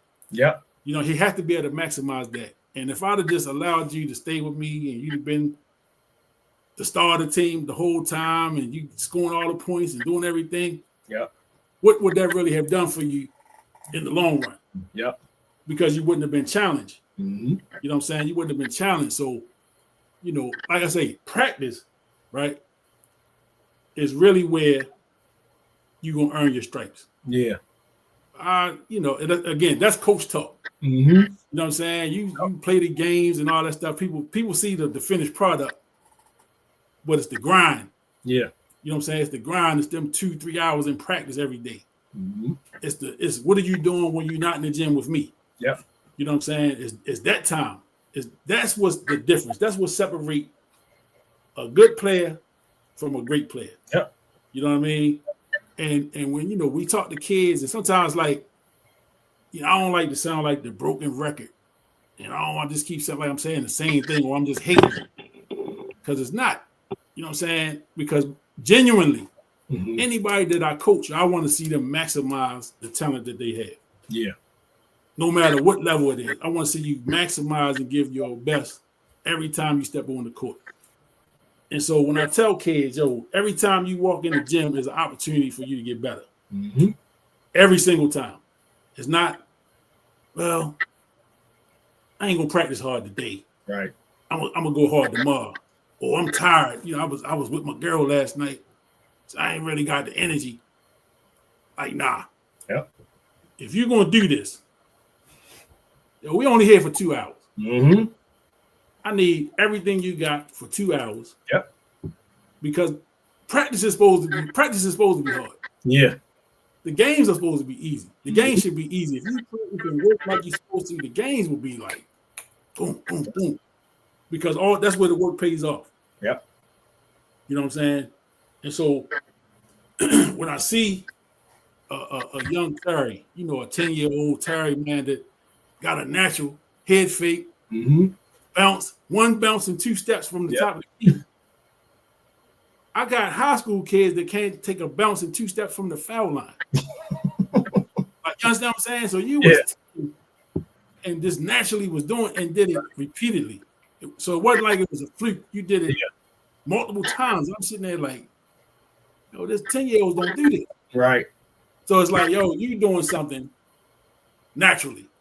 Now you probably watched it. You probably saw somebody do it. I don't know where you picked it up at, but you know what I'm saying? It's not something that 10-year-olds naturally do. Yeah. You know, that comes from thousands and thousands of repetition doing it. You know what I'm saying? Yep. And you do the same thing over and over. In a 10-year-old attention span, if we just doing bouncing 2 steps for an hour, 5 of them grade quick. Yep. I don't want to keep doing this. You know what I'm saying? So, you know, I don't like to say, I don't know where you picked it up. I don't know where you got it, but you had it. I saw it, and I said, he got something. Yeah. I didn't know what you had, but I knew you had something. You know what I mean? And so, like I said, I did my little 1-2 and my little conniving and, you know, put the team together and you know, like I say, man, we was making it happen. Yeah. You know, because like I say, man, we basically pulled 2 teams together. Right. I mean, I'm talking about in a week. Yeah. In like 7 days, man, we pulled. Dean had 5, I had 5. We pulled them together. None of them kids knew each other. My 5 kids knew each other. His 5 kids knew each other. So then we bring them together. You know what I'm saying? And I'm talking about in a week. Right. And then, you know, we had some little rough times. Remember in the beginning, we didn't have uniform. We didn't have no uniforms in the beginning. We just throw some jerseys on y'all. Everybody had different colors, shorts, all that stuff, man. We out there like just raggedy. But it came together. And like I say, that first year, like, you know, the first year is always the most special. Right. But for where we started, to where we ain't had no uniforms and no shirts, nothing, to when we got to that tournament of the college, like I say, nobody understood why it meant so much to us. Yeah. You know what I'm saying? Because of the journey, yo. Like the journey it took for us to get to that point. Yes. You know, I'm working all day. And I drove for a living, so I'm driving hundreds of miles all over the place every day. And I know at a certain time I gotta get the Middle River. Yeah. I could be leaving from Catonsville somewhere. Yeah. In rush hour traffic. To get to James McHenry by 5:30, 6 o'clock, whenever practice start. So like I say, or Coach Dean, if Coach Dean couldn't get y'all, like, so yo, we was pulling it together. Yeah. You know what I'm saying? And we practiced 1 day a week. You know what I'm saying? Yep. We practiced every Friday. We was 1 day in the gym for them couple hours. And then we was playing Saturdays, Sundays, whatever. Yep. And man, for that weekend, whatever we had, I always said, me and Coach Dean always talk about, man, if we could have bottled up whatever y'all had going on that weekend and kept it for the rest of the year or whatever, man. Because we was out there, even when we played, because we played Friday. That Saturday we played a game at Stricker. Yep. And we came back to the college. And we might have played 2 games at the college that day. Yep. Stricker. And then we came back Sunday morning, early Sunday morning at that. And then think about this. You know, I was almost late to that game. the championship game because I was waiting for Dante. Mm-hmm. I said, I'm not leaving without him. Right. He went and stayed with his mother overnight. His mother was supposed to board him back. I get to his house. His father said, man, they ain't back yet. I said, man, I can't leave without him. Can't leave without. And I waited and waited and waited. The Chauncey rode with the stepfather. I said, y'all go ahead. I'm there. But man, I said, I don't leave without him. And we got there. Yep. And man, I mean, what the game was like 8:30, 9 o'clock in the morning. Mm-hmm. Something crazy because I had to pick him up like 7 something. Right. Yeah, but man, y'all pulled that thing out. I got the picture over there too. The picture we took after the championship. Over there, got it blown up. Over there, I'm looking at that. Yeah, I got one thing. One other thing, Terry, I want to run past you. Okay. You know, I know you up there and you coaching and you handling that. I know that, you know, college basketball has changed dramatically with this NIL and your journey of going to 3, I think it might have been 3 different colleges and playing ball there, and this whole NIL thing, you see players jumping around a lot. So the whole recruiting game has changed. When it comes to your position now, and when it comes to recruiting high school, I mean, that thing is hot, man. It was hot when you can hear Coach Kenny talking about Gerald being in his ear. Right. So even on that level, the recruiting is hot, but that's an aspect of your coaching that you have to deal with all the time. Talk about the whole recruiting thing. Yeah, recruiting is tricky. I would say at the school that I'm at, I do have an advantage because we got open enrollment. So a kid can transfer in January and he can play the next game if need be, right? So I do have an advantage there. I also have an advantage with being an independent school. So we don't have those MIAA or those county school restrictions, right? I can get a kid that live in Howard County. He can be homeschooled, right? So I have more flexibility with it. The thing that hinders me right now the most is no one really understands or knows who Rosedale is, right? We don't have a basketball history. So it's hard for me to compete against Mount St. Joe or Calvert Hall or Mount Carmel. Even sometimes the overly more so established public schools because they're like, why would I pay $8,000 to go to Rosedale when I don't know who they are, right? So that right there is probably like my biggest challenge was just building a school. But what I've just been leveraging is one, my name, me being there, you know, having somebody that's kind of done it, but also like how I kind of structure everything, right? I kind of lay everything out, right? I don't sugarcoat anything. I don't promise nobody that you're about to come here and play. I promise you a fair opportunity. I promise that I'm going to pour into you equally as on your development, as well as you being a man. Make sure your grades is good. All of my kids, if they go to the next school, the next level, none of them will be like, "Oh, I can't take this kid because of their grades." Like last year, our GPA was 3.82 average. I'm sorry, 3.28 average. So we academically, you're gonna be fine. But what I'm seeing right now is a gap that I do have advantage at other schools is I don't try to pull from other high schools. I just try to get you when you're young, right? If I can get you at 6, 7, 8th grade, like I said, that's my whole recruitment. If I can get you young, I naturally have a pipeline, right? And granted, it may take longer for me to be at the level I want to be at, but I'm okay with that. I don't need instant gratification, right? I don't need to just win. Like I know that's a byproduct of putting in those hours of time. And it's more beneficial as opposed to me just always just getting seniors, trying to win, trying to be the top dog. But now you have no substance, right? You don't really have a mark. You're just known for I'm picking this kid here and there. No. So when I'm in season, I don't try to poach no players if they're at a different high school. If they contact me and say I'm looking for something new, different story. But I'm not about to go and recruit and be like, hey, you know, you mid-season, you want to transfer? I know you're not happy with it. I don't really do any of that. But what I do is I do a lot of the middle school leagues. I'm in those really heavy, a lot of leagues that nobody know about. I'm in there. I'm trying to get my head in the door before anybody else can. At least just start kind of building that bond and the rapport early.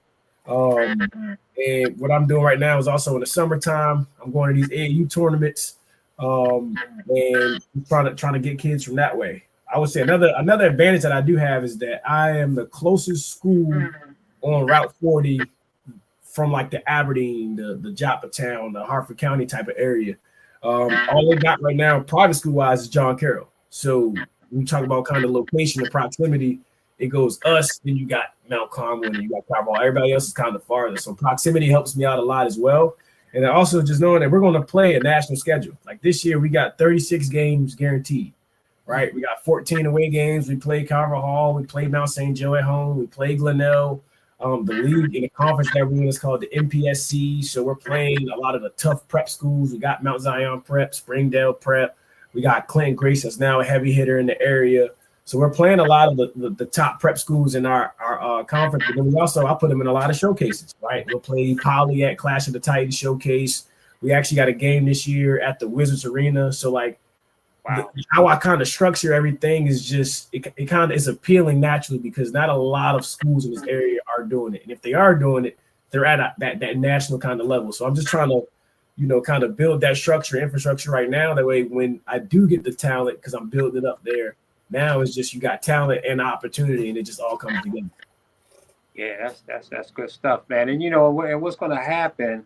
What's going to happen is, and Coach Kenny, he followed your career, from 10 years old, and you guys, I pulled back, and you guys continued moving on, Kenny continue coaching you, and all those things. And like I say, the him sending me a highlight of you dunking on that 7-footer. I mean, like that's a Superman moment for me. You going to George Washington, was a Superman moment for me. Yeah. Him telling me, he over there at Bradley now. That's like a Superman moment. Go these, man. These are moments, man. That and in other moments, man. You being married, right? The Superman moment for me, your grades, man. It was, you was like a straight A student and stuff. Like that's a Superman moment, for a coach that coach some kids, and you see these kids doing things. I'm telling you, man, in your coaching life, you're gonna have all these. I'm calling them Superman moments. Based on my experience with you, but there's Superman moments in your life, and you're gonna see that throughout these kids' lives that you touched, man, when they 25 and when they 30 and when they 40 and so forth and so on. You're gonna have so many of these Superman moments to where you're proud of them, not just on the basketball floor, but on other things that they do in life and matriculate through life, and things can be difficult, but you're gonna have a lot of Superman moments, man, that just really gonna warm your heart and touch your soul. Absolutely. Yeah. Absolutely. Like, you enjoy that part of it. He's right on that because, like I said, I started coaching in 1999, 98, 99. That was like my first real coaching experience. Yeah. And them guys are 30s, pushing 40s now. That first group of guys, man, they late 30s now. Some of them are married, fathers, some of them are coaching. Yeah. And then all the way back, and it is definitely, man, when you get feedback, from guys that you coach, because when you coaching kids, a lot of times you don't know if they even listening or even understand what it is you're trying to get across to them. And I've had guys, man, come back to me and they, like I said, they 20s, 30s, and be like, yo, them times, man, they meant the most. And I'm like, dang, I didn't even think you was paying attention. Exactly. You somebody I didn't even think was listening. Yep. And you the one to say it. And there's so many of I hear that so many times, man, like, not specific things that I said to him, but just the message that I just kept driving home, or that the time that I spent with him. Or, and that's time I took away from my own family. Yeah. I was taking time away from my own kids, and I'm helping other people. It was because it was passionate to me. It was something that I wish I had. Right. I wish I had a Coach Kenny, a Coach Dean, Coach Benke, man, to kind of point to me as a teenager. Yeah. Right. Because I didn't realize what I didn't know about basketball until I was out of high school. Until my high school days was over, Yeah. And I started getting around dudes that played at Dunbar, Lake Clifton, and the bigger schools when I was coming up. Mm-hmm. And to be able to be on the court with them and play. Yeah. All right. I never doubted that I could play. I wasn't no superstar but I could play. Right. You know what I'm saying? But the things that I didn't know about basketball, the experiences that I didn't have with the game, you know what I'm saying? Like, yo, I really missed out. Yeah. Like, but yo, if I ever get an opportunity to give back, if I ever get an opportunity to give to young people the thing that I know that is needed, right? You know what I mean? Especially young men, young black men. You know, I mean, I've coached people of all races. It's not a race thing, but I know that our kids need it more so than anybody. Yeah. And I went back to college in 2012. So I probably was coaching y'all a little bit at that time. Mm-hmm. Yeah, y'all was still around when I went back. But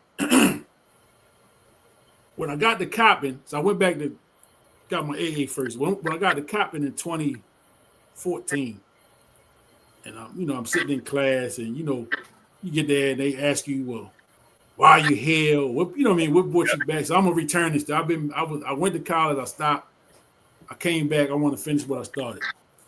But what I always told them was I coached basketball from, like I say, I started in 1999. At that time, all I wanted to do was coach. Yeah. I didn't really get to know the kids. I didn't really get to know their situations. That. It wasn't until I got y'all. Mm-hmm. You know what I'm saying? And not necessarily you and Darian and y'all situation was a little different. Yeah. But there was some of the other kids that I understood they needed me to be way more than a coach. Right. You know what I'm saying? And I was like, yo, I gotta be more. I can't just when practice over, I can't just throw them away. Yeah. Because they need me. Right. Like and they trust me. So it was something that they saw in me. I was like, dang, I gotta be a little bit more. So I was feeding kids. Mm-hmm. I was the chauffeur. I was helping people get sneakers for the kids and all these little things. And again, it's like, yo, that was a big reason why I went back to finish my degree. Yeah. In social work. And now I help people for a living. Right. But it was that group at that time that kind of, like you say, divine intervention. Mm-hmm. It was because all I wanted to do was coach basketball. Yeah. I ain't really, I wasn't worried about, what y'all had going on at home. That's your parents' job. That ain't my job. Mm-hmm. I ain't got to deal with that. But when I had parents of that particular team, yeah, pulling me to the side, like, coach, man, this the situation, and I had one kid, I'm not gonna say who, but parent was like, man, he ain't gonna be able to play. Yeah. Because it's real at the crib. Mm-hmm. And I said, well, I don't want him to not be able to play because of some adult stuff. Right. You know what I'm saying?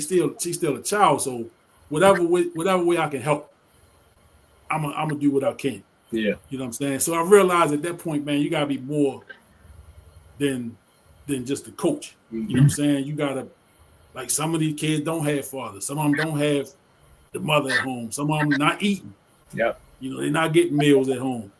We laugh now, mm-hmm. right? We laugh about it now.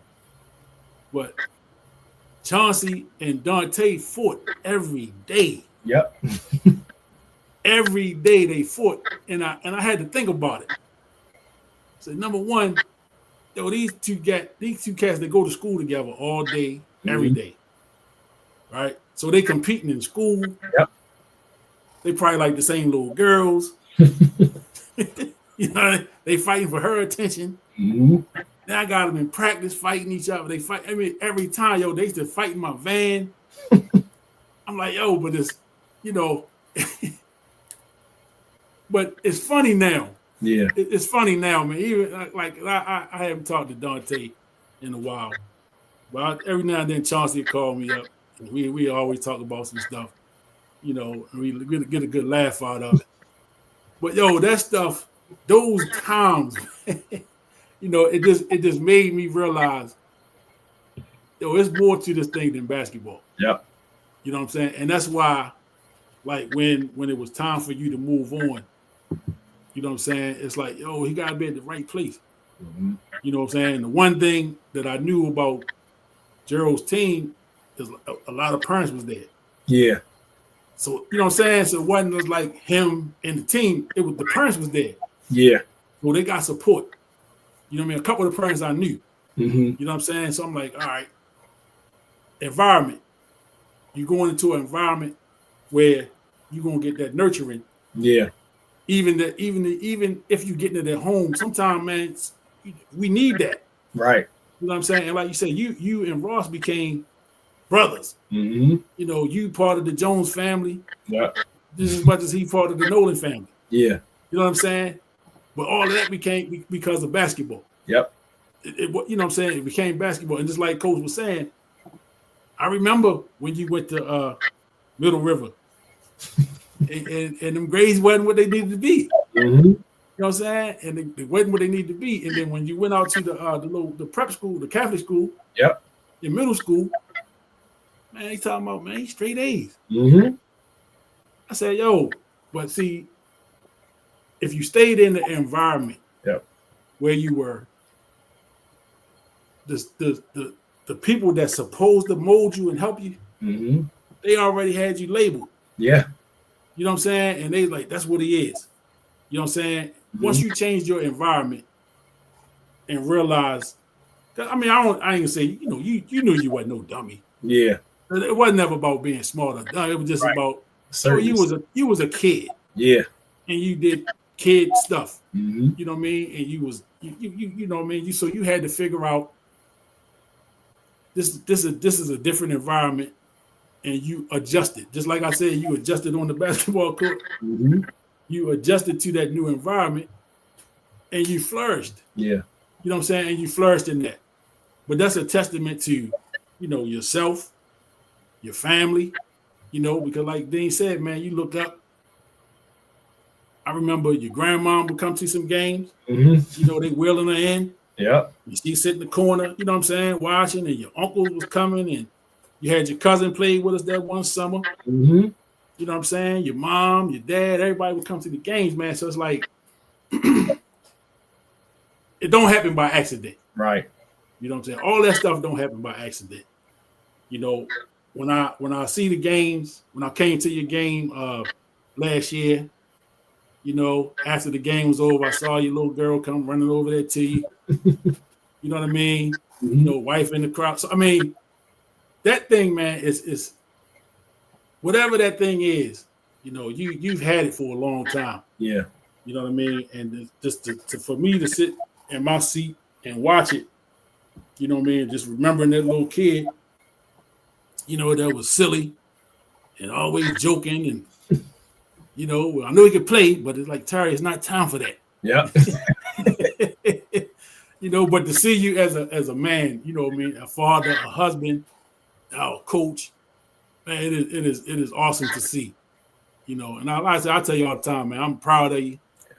You know, this I had to get you back because when I had you the first time, Coach Dean couldn't make it. Yeah. You know, so I said I didn't tell him you was coming. So I just said I told him last week. I said I got a surprise for you. And some other guys came. He might have thought they was the surprise last week. You know, but I said I got one for you tonight. I still didn't say who. Yeah. You know, but I said, yeah, we got him now. So we get Coach Dean on, and Coach Dean gave you the name. Mm-hmm. You know, so we all call you Superman, but Coach Dean, and I remember him saying it. I heard him say it one time. Terry put the cape on. What you talking about?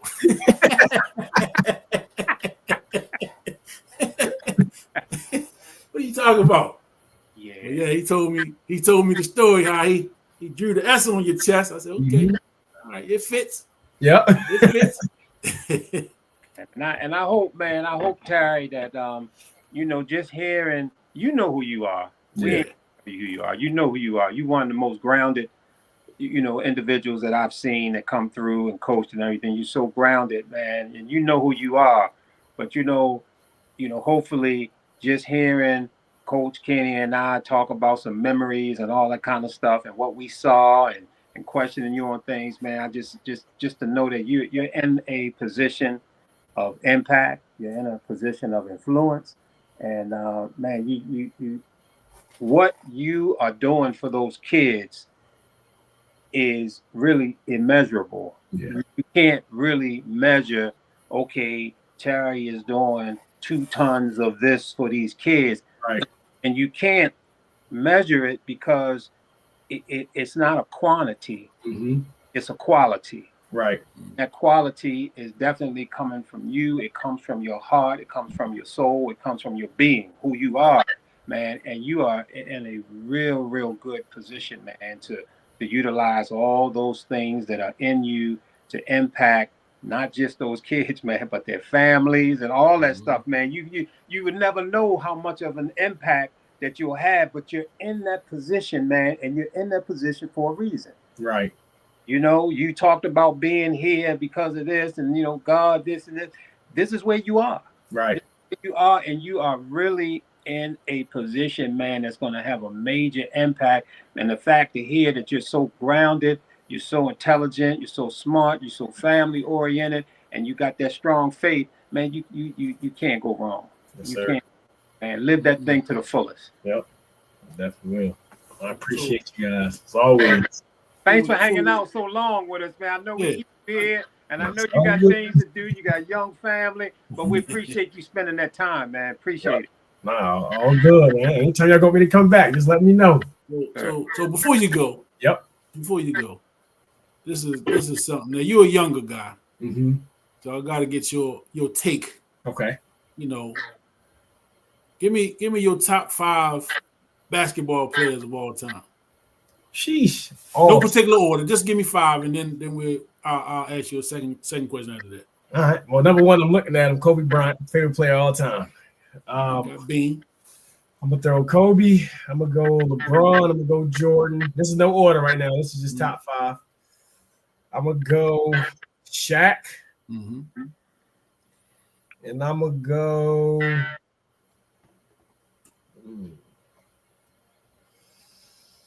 You can't pick yourself, man. All right, you can't pick yourself. Top 5 all time. I'm gonna go Will. Will. Yeah, Will. That's a good one. That's what's up. Strong guy. Yep. So when you look at greatness, right? What is your criteria for when you consider somebody great? You know, we throw the GOAT around so much now. Yeah. You know, but what is your criteria? What is it that you look at and say he one of them ones? One just natural knack to just be better than your peers, right? I feel like everybody I listed, if you positionally line them up with anybody that you consider would be great, they're always going to be in that conversation just how good they played. So just that natural knack. I look at also like a supernatural, like Michael Jordan. Nobody was jumping like him, right? He put fear in people's heart just because they scared of his mentality, what they're going to do to him, might get dunked on, putting the highlight tape. So that natural ability. For Kobe, I think why I put him on there is just because if you look at him, he don't got super big hands. He's not the most athletic, but for what he did with his body and being 6'6" and everything, he just dominated, right? He killed everything that was in front of him. He had that mentality. LeBron and Shaq, I kind of put both of them in that same category because they're just super dominant, right? Speaking of Shaq, like nobody was just able to mess with him. He's moving you out the way. He's a walking 40 and 20 if he wanted to be. But LeBron, his longevity, right? Coming in the league from 03 to now, and he's still playing like he was in 03, right? That 2010 to 2020 run, he made the playoffs or championships every year. Whether he won or not, that's cool. But being in there repeatedly, that's greatness. I would think Wilt was just a man amongst boys at that point. Like anybody that can drop 100 points, I don't care who you're playing against, you got to be in a GOAT conversation because that's different. For sure. It's tough scoring 100 when you're just shooting around. Exactly. Lying about that. So, like, have you ever gotten to these GOAT debates? You know what I'm saying? Like you said, Kobe is your guy. Yeah. And see, I think for me, I think that's part of it. You know, your guy usually is the guy that had the most influence over you. Yeah. At a particular time. Mm-hmm. So I always say for me it's Jordan. Yeah. Because of the time. You know, he came along around the time when I really started to get into the game. Mm-hmm. And I saw him play in college. Yeah. You know what I'm saying? So I remember when he was at Carolina. And he wasn't what he became in the league, but he was pretty goddamn good. Right. At North Carolina, he was good. Mm-hmm. So, you know, and like I say, me and Coach Dean we old enough to say nobody expected what we saw him do in the league. Right. You know, nobody expected that. And that's what what was so phenomenal about Jordan to me is because we didn't see that coming. Yeah. You know what I'm saying? And like you say, to do it night in and night out at that high of a level, you know what I mean? To me. Yeah. You know what I'm saying? I've never seen nothing like it. Right. You know, and I think as hard as it for me to say Kobe was tough. I wasn't a Kobe fan. Yeah. But Kobe was a bad boy. Mm-hmm. You know, LeBron is a bad boy. Yeah. Shaq was a bad man. You know, but you know, the thing time does is sometimes people that's in the room kind of get pushed out. Mm-hmm. Magic is in the room. Yeah. Larry Bird is in the room. For sure. You know what I'm saying? Mm-hmm. Dr. J is in the room. Yep. He's somebody a lot of people don't talk about no more. Yeah. Dr. J is in the room. Yeah. You know, and I talk about people that I saw. Like I never saw Wilt. I never saw like Oscar Robertson, them guys. Like, so I respect them. Yeah. So I don't discredit nothing they did because I didn't see it. Right. And I always use that caveat, what I saw. Mm-hmm. I started watching basketball like the mid to early 80s. Yeah. Like really watching it. You know what I'm saying? So like Coach Dan tell you, we had a show when I first started doing my podcast, right? We talked about the biggies from that time. Mm-hmm. The Georgetown years, the Georgetown Syracuse, them years. Yep. I'm a Georgetown fan today. Mm-hmm. I just bought 2 tickets to Georgetown and Maryland on the 7th. Yeah. I will be in College Park to watch the Hoyas and the Terps. Yeah. But yeah, I'm a Georgetown fan because of that era. Mm-hmm. Right. So we did a show where we did the top. What was it? Top 5 Big East guys and top 5 ACC guys of that time. Right. Mm-hmm. I fought tooth and nail for my guy. I think I was the only one. Yeah. I changed a couple of mine. I think they just said, all right, you can put him on the team. Right. Reggie Williams from Georgetown. Mm-hmm. Dumb ball guy. Yep. But my favorite player next to Michael Jordan was Reggie. Yeah. But y'all was like, you're not going to discredit what he did at Georgetown. Right. Yep. 4-year run, got a national championship as a freshman. He was the player of the game. It wasn't the MOP of the tournament, but he was the player of the game in the championship game. Yep. Leading scorer. They went back to the championship game the next year, lost. That was some BS. 86 was a wash, but he was All-American in 86. Mm-hmm. 87, he first team All-American. Big East Player of the Year. Mm-hmm. Reggie and the Miracles. The team wasn't supposed to do nothing. He carried a bunch of nobody to the Big East Championship, get to the Elite 8. Clearly one of the best players in B. And he's still the second leading scorer in Georgetown history. Mm. Still. Yeah. Patrick and Reggie. Mm-hmm. But I fought tooth and nail. Them dudes, man. I don't know. They might have been with me a little bit. But the rest of them dudes was like, nah, man, ain't no way he the first. I said, bro, the resume speaks for itself. Exactly. The resume is the resume. Mm-hmm. You know what I'm saying? But it's impact. What players have an impact on you? I think that's what determine people's top 5s. Yeah. And their GOATs. You know what I'm saying? So, like, I got to the point, I don't even argue no more. Yeah. If you think LeBron is the GOAT, bless you. Yep. You know what I'm saying? I just don't. Right. But I like LeBron. Mm-hmm. Like, I'm a LeBron fan, but I just don't think he's better than Jordan. Yeah. That's just how that go for me. So what I'm gonna do next? I'm gonna let you go. So just put this on your notepad for the next time you come on. I'm gonna get some. We're gonna throw some Baltimore names out there. Oh yeah, deal. Some Baltimore guys that you know will put in that room of Baltimore guys. Yep. So put that on your notepad for the next time. So when I bring you back, you got homework. Right, deal. You got homework. So any parting words, my guy, for you sign out? Hey man, I just appreciate you guys for bringing me on. For anybody that's listening, appreciate you guys for staying in. Only thing I want to leave y'all with is it's just never too late, right? For anything, right? Y'all are starting this podcast right now. Y'all probably had dreams of starting back in the day, but now you're doing it, right? There's no time on your dreams. There's no time on your goals. It's just there was no better to start than today, right? And actually, yesterday was a better start, but it's already gone. So now start today, right? So that's my only thing I want to part words with is just y'all always got time. If you still living, you still breathing, and you still got dreams, they're tangible, they're achievable. You just got to put in the work to make them come true. Facts. Facts. That's My God for life. Sir, appreciate you for life, man. Real deal. Superman. Yeah. Absolutely. I'll be up there on Philadelphia Road to check you out, brother. Deal. Let me know. Got you. Gym always open for you. I'm gonna come through and holler at you. Deal. That works. Love you, guy. Love Sir, you, man. See y'all night. Peace. Peace. That's what's up, man. Yeah. Got the real deal up in here. I was trying to, trying to make sure you was gonna make it because I knew he was coming. Yeah. That's why I know you said you good, but I was like, let me just make sure. Right.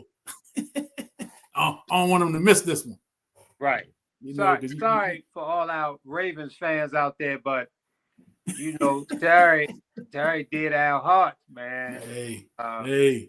We had some tremendous. Y'all heard the conversation. I ain't really got to retrace all of that, but Terry mean a lot to us, man, and the bond between Coach Kenny and Terry is so tight, man, and so talking through this is man, it means a lot to us. It's really therapeutic in so many ways, and so sorry the Ravens won. That's all we did. Chicken wings good. That's all that matters.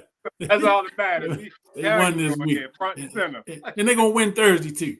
And they're gonna win Thursday. I'm putting it out there. They're gonna go ahead and win Thursday, and then when we come back Tuesday, we looking for another win. We're celebrating another win. Yeah, we're looking for another win for sure. Yeah. And if I had to name a top 5 of guys that I coached, Terry's in the 5. Terry's in the top 2 or 3. Yeah. Of guys that I coached, you know what I'm saying? In the years that I coached basketball, he's in the conversation for sure. You know what I mean? But not only a hell of a basketball player, but a hell of a person, man, hell of a man. Definitely. He grew up to be a fine young man. He's still a young man. Yeah. That's the thing. Terry's still a young man. He got a lot of life in front of him and a lot to give. So if you got a young son that you want him to get tutored and mentored on the game of basketball, man, send him up there to Rosedale. Yeah, absolutely. Terry, man. Absolutely. Terry get him right. He's gonna put them on the map. He'll put that school on the map. Even his the integrity that he moved with, man, is impressive. Yes, sir. He's not reaching out trying to grab people in season and pulling them over to his team. And I can tell you probably 85% of the coaches might operate like that on these programs. But he's a man of integrity.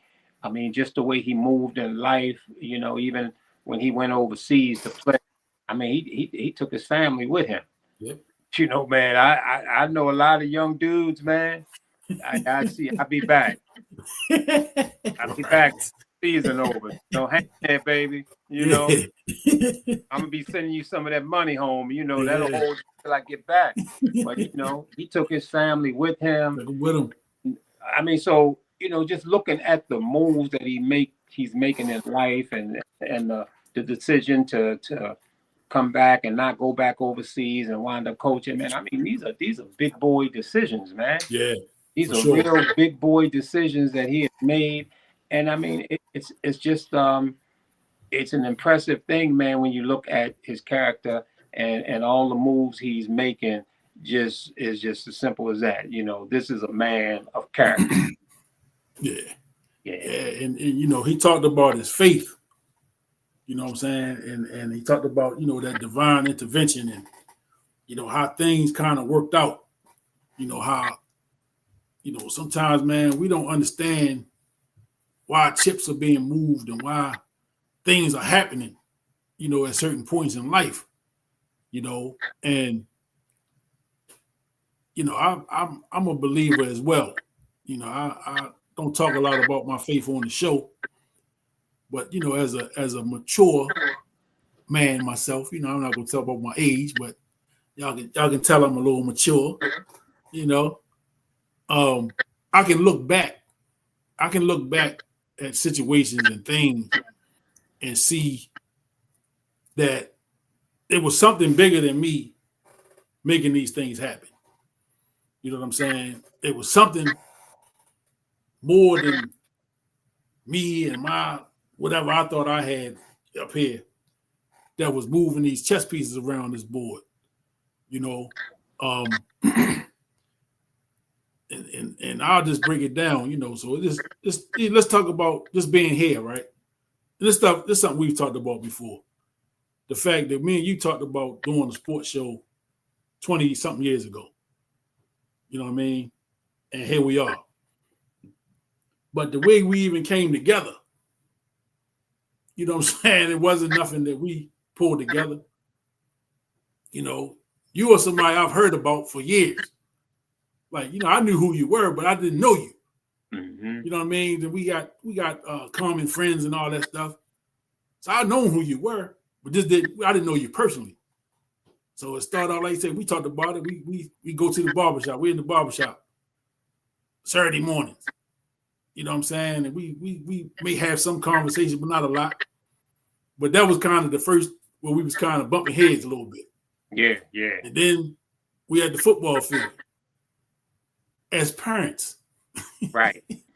let's make sure we put that out there. As parents, we was there to be supportive of our son. Absolutely. We had no intention on coaching, neither one of us. Not at all. Not at all. And we got suckered into coaching. And it turned out to be one of the most beautiful experiences that I had. And I don't know how long. What game was it that we got pulled in? It was early. It was early. It was early. It was early. It might have been before the game started. It might have been before the season started. Because I mean, we was there. We were just there being supportive. We were there. We wasn't on the field. We was just there supporting our kids. When it was time to go, I don't even remember how we got sucked into it. I just remember we was up on the hill 1 minute, and the next minute we were on the field. I think Ducky we started helping him kind of set the field up a little bit. You know, can you help me put this rope in so the fans don't go past this? You know, can you put these little 50-yard marker, 40, 30? Next thing you know, boy, we out there in the huddle, man, calling plays. Yeah, I don't remember how it happened. I couldn't tell you how that happened. I just remember we was up here one day, and the next day we was down there with whistles and, like you say, we called and play all that. Yeah. But we went from that to we became friends. Yeah. Like, you know what I'm saying? Through that process. Yeah. And again, that's something bigger than us. Oh yeah, definitely. You know what I mean? It's something bigger than us. Definitely. Like, because you couldn't have told me 20, whatever, how many years ago that we'd have ended up right here. Yeah, no. You know what I'm saying? We had no idea. No clue. None whatsoever, you know, and those conversations, man, I mean, you know, and it actually led to us bringing the James McHenry team together with the Rosedale team. Yeah. Coaching up there, I'm coaching over there. Facts. We brought it all together. And and even me going out there to the Boys and Girls Club to watch my nephew. Right. You know what I'm saying? I'm going to watch my nephew. I'm the uncle. I'm the supportive uncle today. Right. And I don't even have a team at this time to all right, I gotta get a team because that little kid can go. Yeah. You know what I'm saying? And again, you had no idea when I'm just going to watch my nephew play to a year later, that thing came together. And remember, in the beginning, we didn't have a name. Right. We didn't have a name. We didn't go with James McHenry. We didn't go with Rosedale. We were just we went under somebody else's name. When we went to Stricker, we was playing under somebody else's name. Somebody else's, because it opened up for us. Yeah. So they put us in under somebody else's name. I came up with the name a little later. Yeah. But we had already, matter of fact, I think we had already won the tournament before we even had a name. Because on the tournament sheet, they had us under Kenny. Okay. They didn't have us under a team name. They just had Kenny. Okay. On the bracket. I still got the bracket somewhere. Yeah. I need to get that and frame that. Yeah, for sure. I still got the bracket, but we didn't have a team name. So,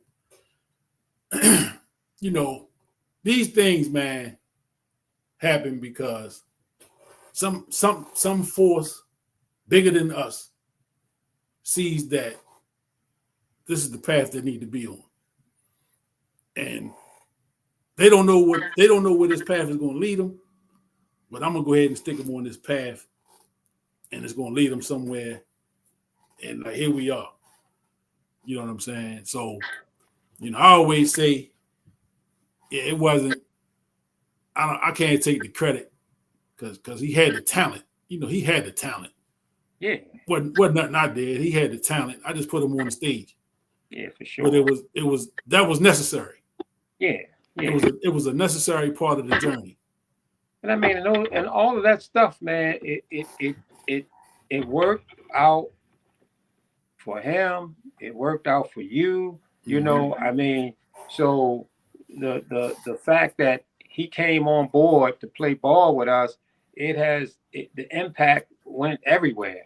Yeah. Everybody was impacted. The other kids on the team was impacted, with his presence.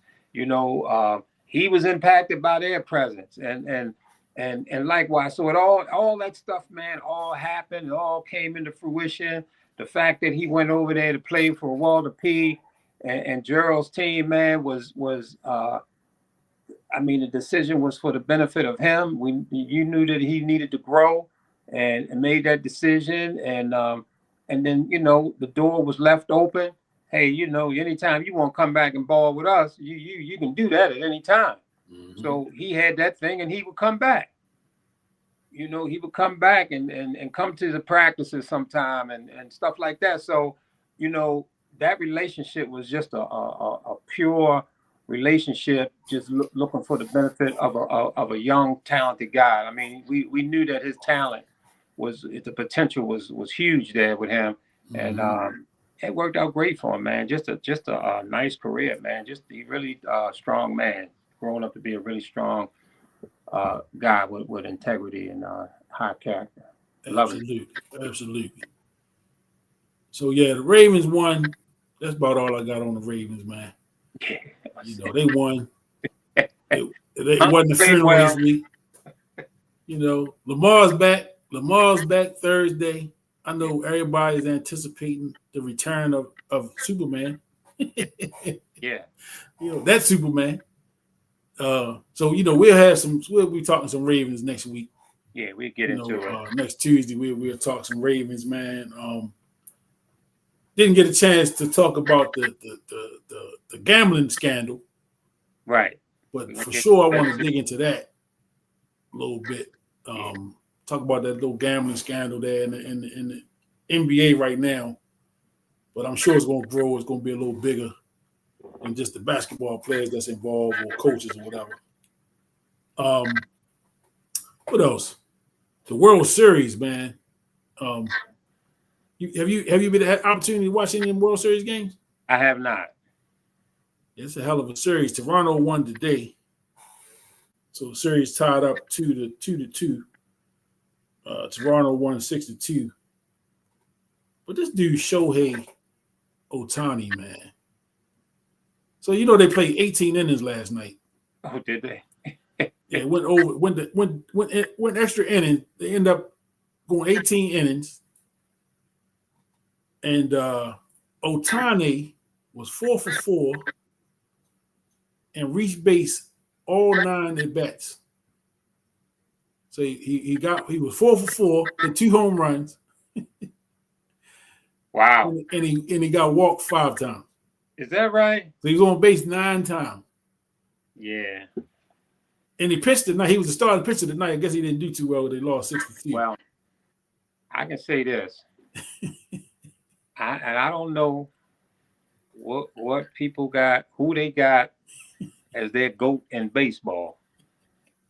I don't know. I mean, I know they tossing around Babe Ruth and Barry Bonds and whoever else they throwing around. Ty Cobb and Willie Mays. Right, Willie Mays and these Hank Aaron and these illustrious ball players, man. But I'm thinking that this guy, when it's all said and done, hands down, he will be regarded as the greatest baseball player that has ever played the game. Unbelievable. Yeah, he's just an unbelievable man. And it's just unreal, man. And he's doing it on the biggest stage. Yes. You know, and see, when you do it on the biggest stage, you know, that's why you see some players when they start talking about GOAT conversations and you don't see them on the biggest stage. Yes. They lose out, you know, I mean, some of these guys, man, might be some super talented ball players, the Carmelo Anthonys and the Tracy McGrady's and some of these guys, man, they were tremendous ball players. But if you ain't doing it on that biggest stage, man, you losing out, man, when it comes to the GOAT conversation. Yeah. This boy Otani, man, is doing it on the big stage, and it's just mind-boggling. I just hope that the baseball fans of the world today are soaking in everything that this dude is doing, because you ain't gonna see nothing like this for quite some time. Yeah. I hope the folks ain't angry because he's not an American. He's not an American player. You know that's gonna come into play. Yeah, you know that's gonna come into play. That, man. But I mean, come on, people, man. You got to grow up, man. Talent is talent, man. You know, small minds will definitely make that an issue. This dude, man, is doing things that has never been done before, and he ain't done. Nah, man. I haven't watched them as closely as I would like to. You know what I mean? It was because of my scheduling and everything. I don't get to watch as much as I like to, but you know, when you see some of the things he's done, I mean, this dude is a pitcher. And we're not talking about, he's not just like a journeyman pitcher. He actually can pitch. He's a number one starter. You know what I'm saying? He can hit. He can run. I mean, 5'2" is. I mean, he got 6. I mean, is that a thing? I think he was a 50-50 guy. Yeah. 50 home runs and 50 stolen bases same season. Last year, I think. Yeah, ain't nobody did that. Yeah. So I'm just amazed, man, at just the like you say, because when the lights are the brightest, he just not letting up. Oh, man. You know what I'm saying? And sometimes, man, it's hard. It's hard to perform when them lights are bright. You know what I mean? It's hard to really play at that level consistently like that. Right. Night in, night out, you just a threat. They walked this man 5 times last night. That's unreal, man. And he still went 4 for 4. Unreal. He should have walked him 9 times, it sounds like. Yeah. I mean, he's that dangerous. Right. He's that dangerous, man. Like, in baseball, again, a Hall of Fame baseball player is hitting 3 times out of 10. If you make 3 out of 10 free throws, you are terrible. Right. You know what I'm saying? Exactly. So to hit a baseball that's coming at you 95, 100 miles an hour sometime with movement, it ain't just a straight line. The ball is moving. Come on, man. Right. Come on, man. We, again, enjoy the ride. Yep. Enjoy the ride because, we don't know when it's going to stop, but enjoy the ride, man. And that's what I tell people about, like, LeBron. Stop trying to put him in a category. Enjoy the ride. Because when it's over, it's over. Right. You know what I'm saying? And if you spent the last 15 years hating on LeBron, you done missed it. You missed it. Mm-hmm. No, man. You know more than anybody, because I probably talk to you about this more than anybody. I had to come to a place with Kobe Bryant where I had to stop. Like, all right, Kenny, you hating on him now. you just hating. You know what I'm saying? I had to stop and like, just enjoy what you're seeing. Yeah. You got to enjoy this because, once it's over, it's over. Yeah. You know what I'm saying? Once it's over, it's over. Yeah, that's true. And so when we in the midst of greatness, a lot of people miss it because we trying to see the end of the book before we read the book. We trying to get to the end of how this book gonna end. He's still writing the chapters, man. And and the thing is, with you and you saying that about Kobe, and coming to that conclusion, it's something that I felt that way about Bird. Oh man, I wasn't no huge Kobe fan either.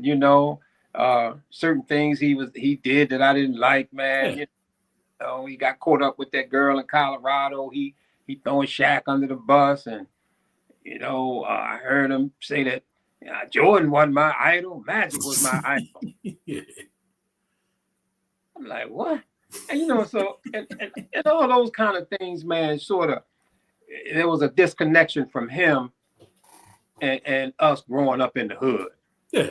Yeah, it was a disconnection there. So, so I mean, but to really hate for a ball player to get you to the point of really hating him on that court, that in itself is an indication that this must have been a bad motherfucker. Yeah.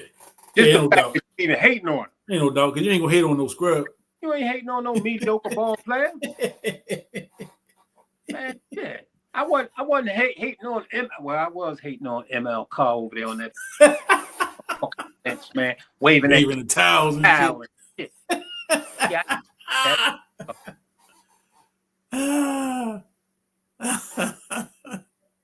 But guys like Kobe and Bird and those ball players, man, a lot of people was hating on, Isaiah and these guys were tremendous, great players, man, and the fact that they are elite ball players, that will bring that hate out of you. Yeah, man. Yeah, but I had to stop. Like, all right, Kenny, you hate now, bro. Yeah, man, you talk about this boy like he, what's the boy, Smush Parker or somebody, right? Oh no, this Kobe Bryant, man. Yeah, Kobe, man. Kobe one of them ones. Yeah, he was. He one of them ones, man.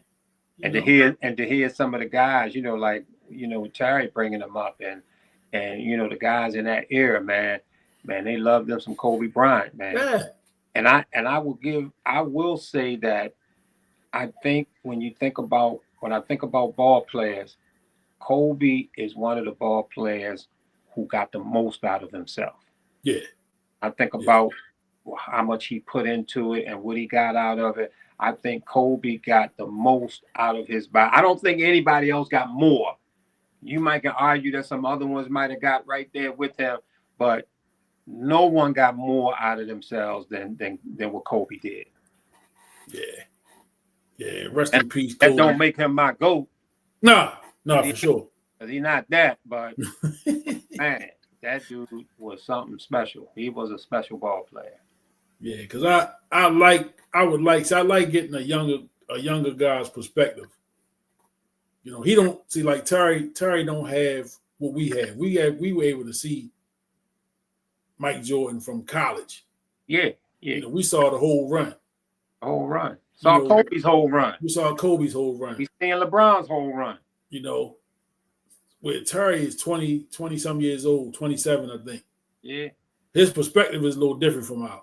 absolutely. You know what I'm saying? So I like to get the younger guys' perspective on where they see the game and how they look at certain players. You know, and I don't take it personal when they don't put Mike Jordan up there. Yeah. You know, because by the time they started watching, Jordan was executive somewhere. Sure. He wasn't even playing no more. You know, right. So drafting Kwame Brown and shit. Yeah. You know? So, you know, and there's that. You know, and there's that. But that's for another day. Yeah, that's another day. That's for another day because always plenty to talk about on the sports mix. So y'all know that. Well, this. Hey, man, we didn't even hear from Landon today, man. This is amazing. Yeah, I hope everything all right. Yeah, man. I mean, you need to go take his temperature or something. Feeling well. I surely heard from him over the weekend. Oh, is that right? Yeah, that brother don't let up, man. Yeah, I know he relentless, man. He was getting on me over the weekend about some stuff. I said, "Come on, man. Do you ever let up?" Landon is something special, man. You know, but it is what it is with that guy. Yeah, man. I know the last couple of weeks, man, I think, when I charge my phone, it only gonna give me about 2 hours, basically. Yeah, we on that. I know I'm down to the end, and I can't. The cord thing ain't working, so I got to put it on the other thing to charge it. Yeah. So I just got to make sure I'm fully charged when I come on here, and so when it goes. So I know I'm kind of. Yeah. We ready to get up out of here. Yeah. You know, man, it was a powerful 2 hours. Absolutely. You know, with one of our favorites, man. You know, Terry Nolan, kind of changed the direction of the show. Yeah. You know, y'all know we talk Ravens and all that stuff, but hey, I knew Terry was coming. I didn't know what time he was coming, so I just say I'm gonna save it. I ain't gonna spoil it. I'm gonna just let it be a surprise, So yeah, Terry was here, man. And that's that skill of switching on over to that other 1200. There you go. There you go. Yeah, that's how you got to do it. Yeah, a little cutting and scratching. Right. Right. A little blending. Exactly. Yeah. Before let me do this one more time before we go. See, Nolan Jr. decided he's gonna go in. Yes, sir. Now Terry about what, 6'2" and a half? Yeah, about 6'2"ish. Look at this. Yeah, just one more time. He's gonna go in. Set that up with the pump fake, and how about the finish? Yeah. Well, I know he was feeling good after that. Oh yeah. Oh yeah. Oh, he was feeling good after that. How about the finish? Copa's one of those guys.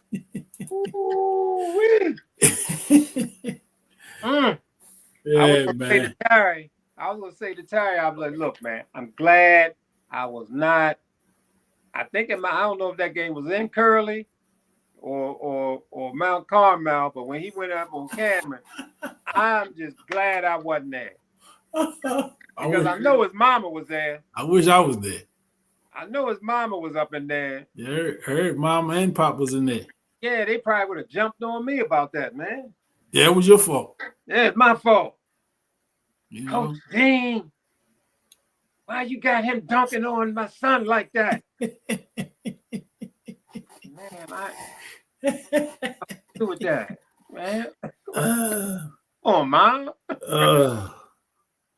Yeah, but man, like before we go, man, just on a serious note, man, just want to give my condolences to Chrissy Shelton. Yeah. Loss of her daughter, Tasha. Heavy moment going on, with the Shelton family. Yeah, for sure. Tasha was a mother and a wife, and so condolences going out to that family. Also, my understanding is that prayers are up for Poopy Bryce. Poopy is dealing with serious health issues, and you know, getting that Turner Station prayers going, man, for her and her family at this time is definitely needed. So prayers out to Poopy and her family. Yeah, for sure, always. And found out today, you know, brother I used to compete against in high school, played at Parkville, Aaron Pinkett. You know, he was point guard at Parkville High School. He passed away over the weekend, I heard. And Aaron was a brother, man. You had those rivalries in high school, and those were always some tough games for us. Yeah, we always competed real hard against each other, but it was that respect. So, years and years later after high school, anytime we saw each other, any of them guys from Parkville from that time, and anytime we saw each other, it was always love, And he was the catalyst. He was the point guard. He was the leader of that team. I heard he passed away. I spoke to one of his teammates earlier today. And he said, man, I just talked to him, and we were supposed to link up. They were supposed to link up this Friday. Okay. You know what I'm saying? Like you said, you just never know, man. Life can come at you so fast. Yeah. So, condolences to Aaron Pinkett, his family, the Parkville basketball squad from back in the day, man. Just condolences to all y'all dudes, man.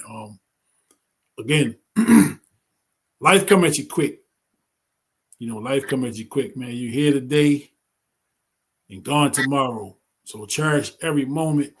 And like Terry Nolan said, man, it's never too late.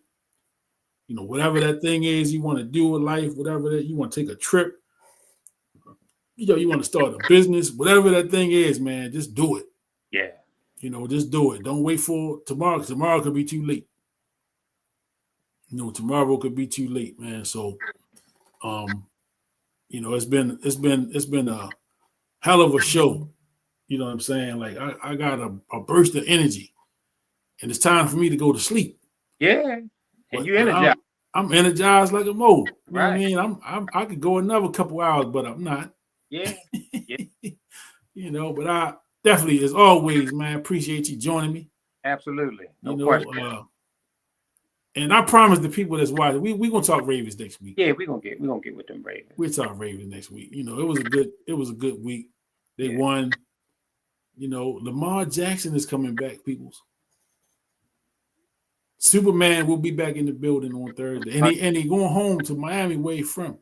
Yeah, he like to show off down there. So watch out. So I'm expecting a big game. I might break out my FanDuel. Yeah. And lay a couple dollars on Lamar to do something spectacular. Yeah. Yeah. And listen, if I win, I'm treating everybody that tune in to free popcorn.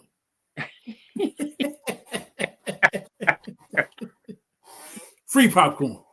That's right. Don't miss it. Yeah, don't miss that. But yeah, man, this was good, man. Yeah, no, I'm was glad good. I enjoyed these couple hours. Yeah. On the mix. We talked about it last week. We mix it up. Terry is near and dear. Yeah. To us, man. We spent some great times with that young fella, man. Just watching him grow. Watching him become the man he is today. The father, the husband, the coach that he is today, man. We saw the beginnings of that. You know what I mean? And so, he was a big part of this right here. Yeah, oh yeah. He was a big part of this. Yeah. And this thing, 2010. Wow. 2010, man, 15 years ago. 15 years. So it don't even seem like it's been that long. 15 years ago. That was a fast 15 years, man. Man, who you telling? Wow. Who you telling? Wow. Yep. Wow. But yeah, let me, give up some of that, man, for the effort tonight. Yeah. Great show, great job, man. You look like a seasoned journalist when you was asking some of them questions there, brother. Hey, man, it was things I wanted to know, man. I swear. Yeah, I was over here sitting back, like, yeah, go ahead, do that. Yeah, man. Inquiring minds want to know. Yeah, and everything flowed like it was supposed to. It was, man. Yeah. Everything flowed like it's supposed to, man. Beautiful night, man. A beautiful night. For sure. And we're gonna do it again next Tuesday, 9 p.m. YouTube, Facebook, Instagram. You know, tune in, get in where you fit in, as they say. You know, subscribe to that YouTube channel for those that's watching on YouTube. Appreciate y'all. Thank y'all. Love y'all for y'all support. You know, holiday time. Cheese, what's up, brother? What's going on, my brother? Okay, Cheese. So, Yes, you know, sir. It's 11:47, man. You supposed to be in the bed sleep, Cheese. Cheese in them books. Yeah.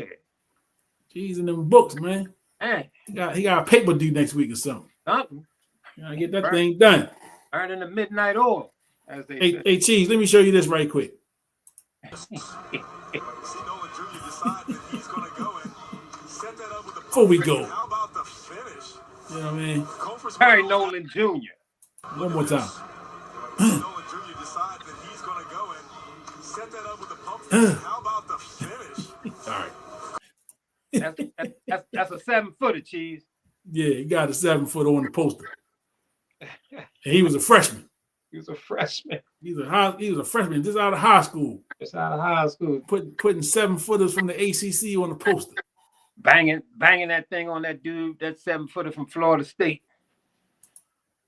Yeah, we figured that doing that schoolwork. Doing schoolwork, yeah. That's what's up, my brother. Keep it going. That's what's up, my brother. We great get up out of here. Yeah. You know, so we'll do it again next week. Thank everybody once again for tuning in, man. You know, like, comment, share, subscribe. Tell a friend to tell a friend to tell a friend about the Sports Mix. Send it in, Jerome. There you go.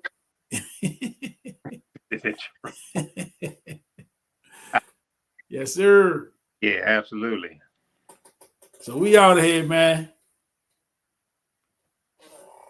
Peace. Peace.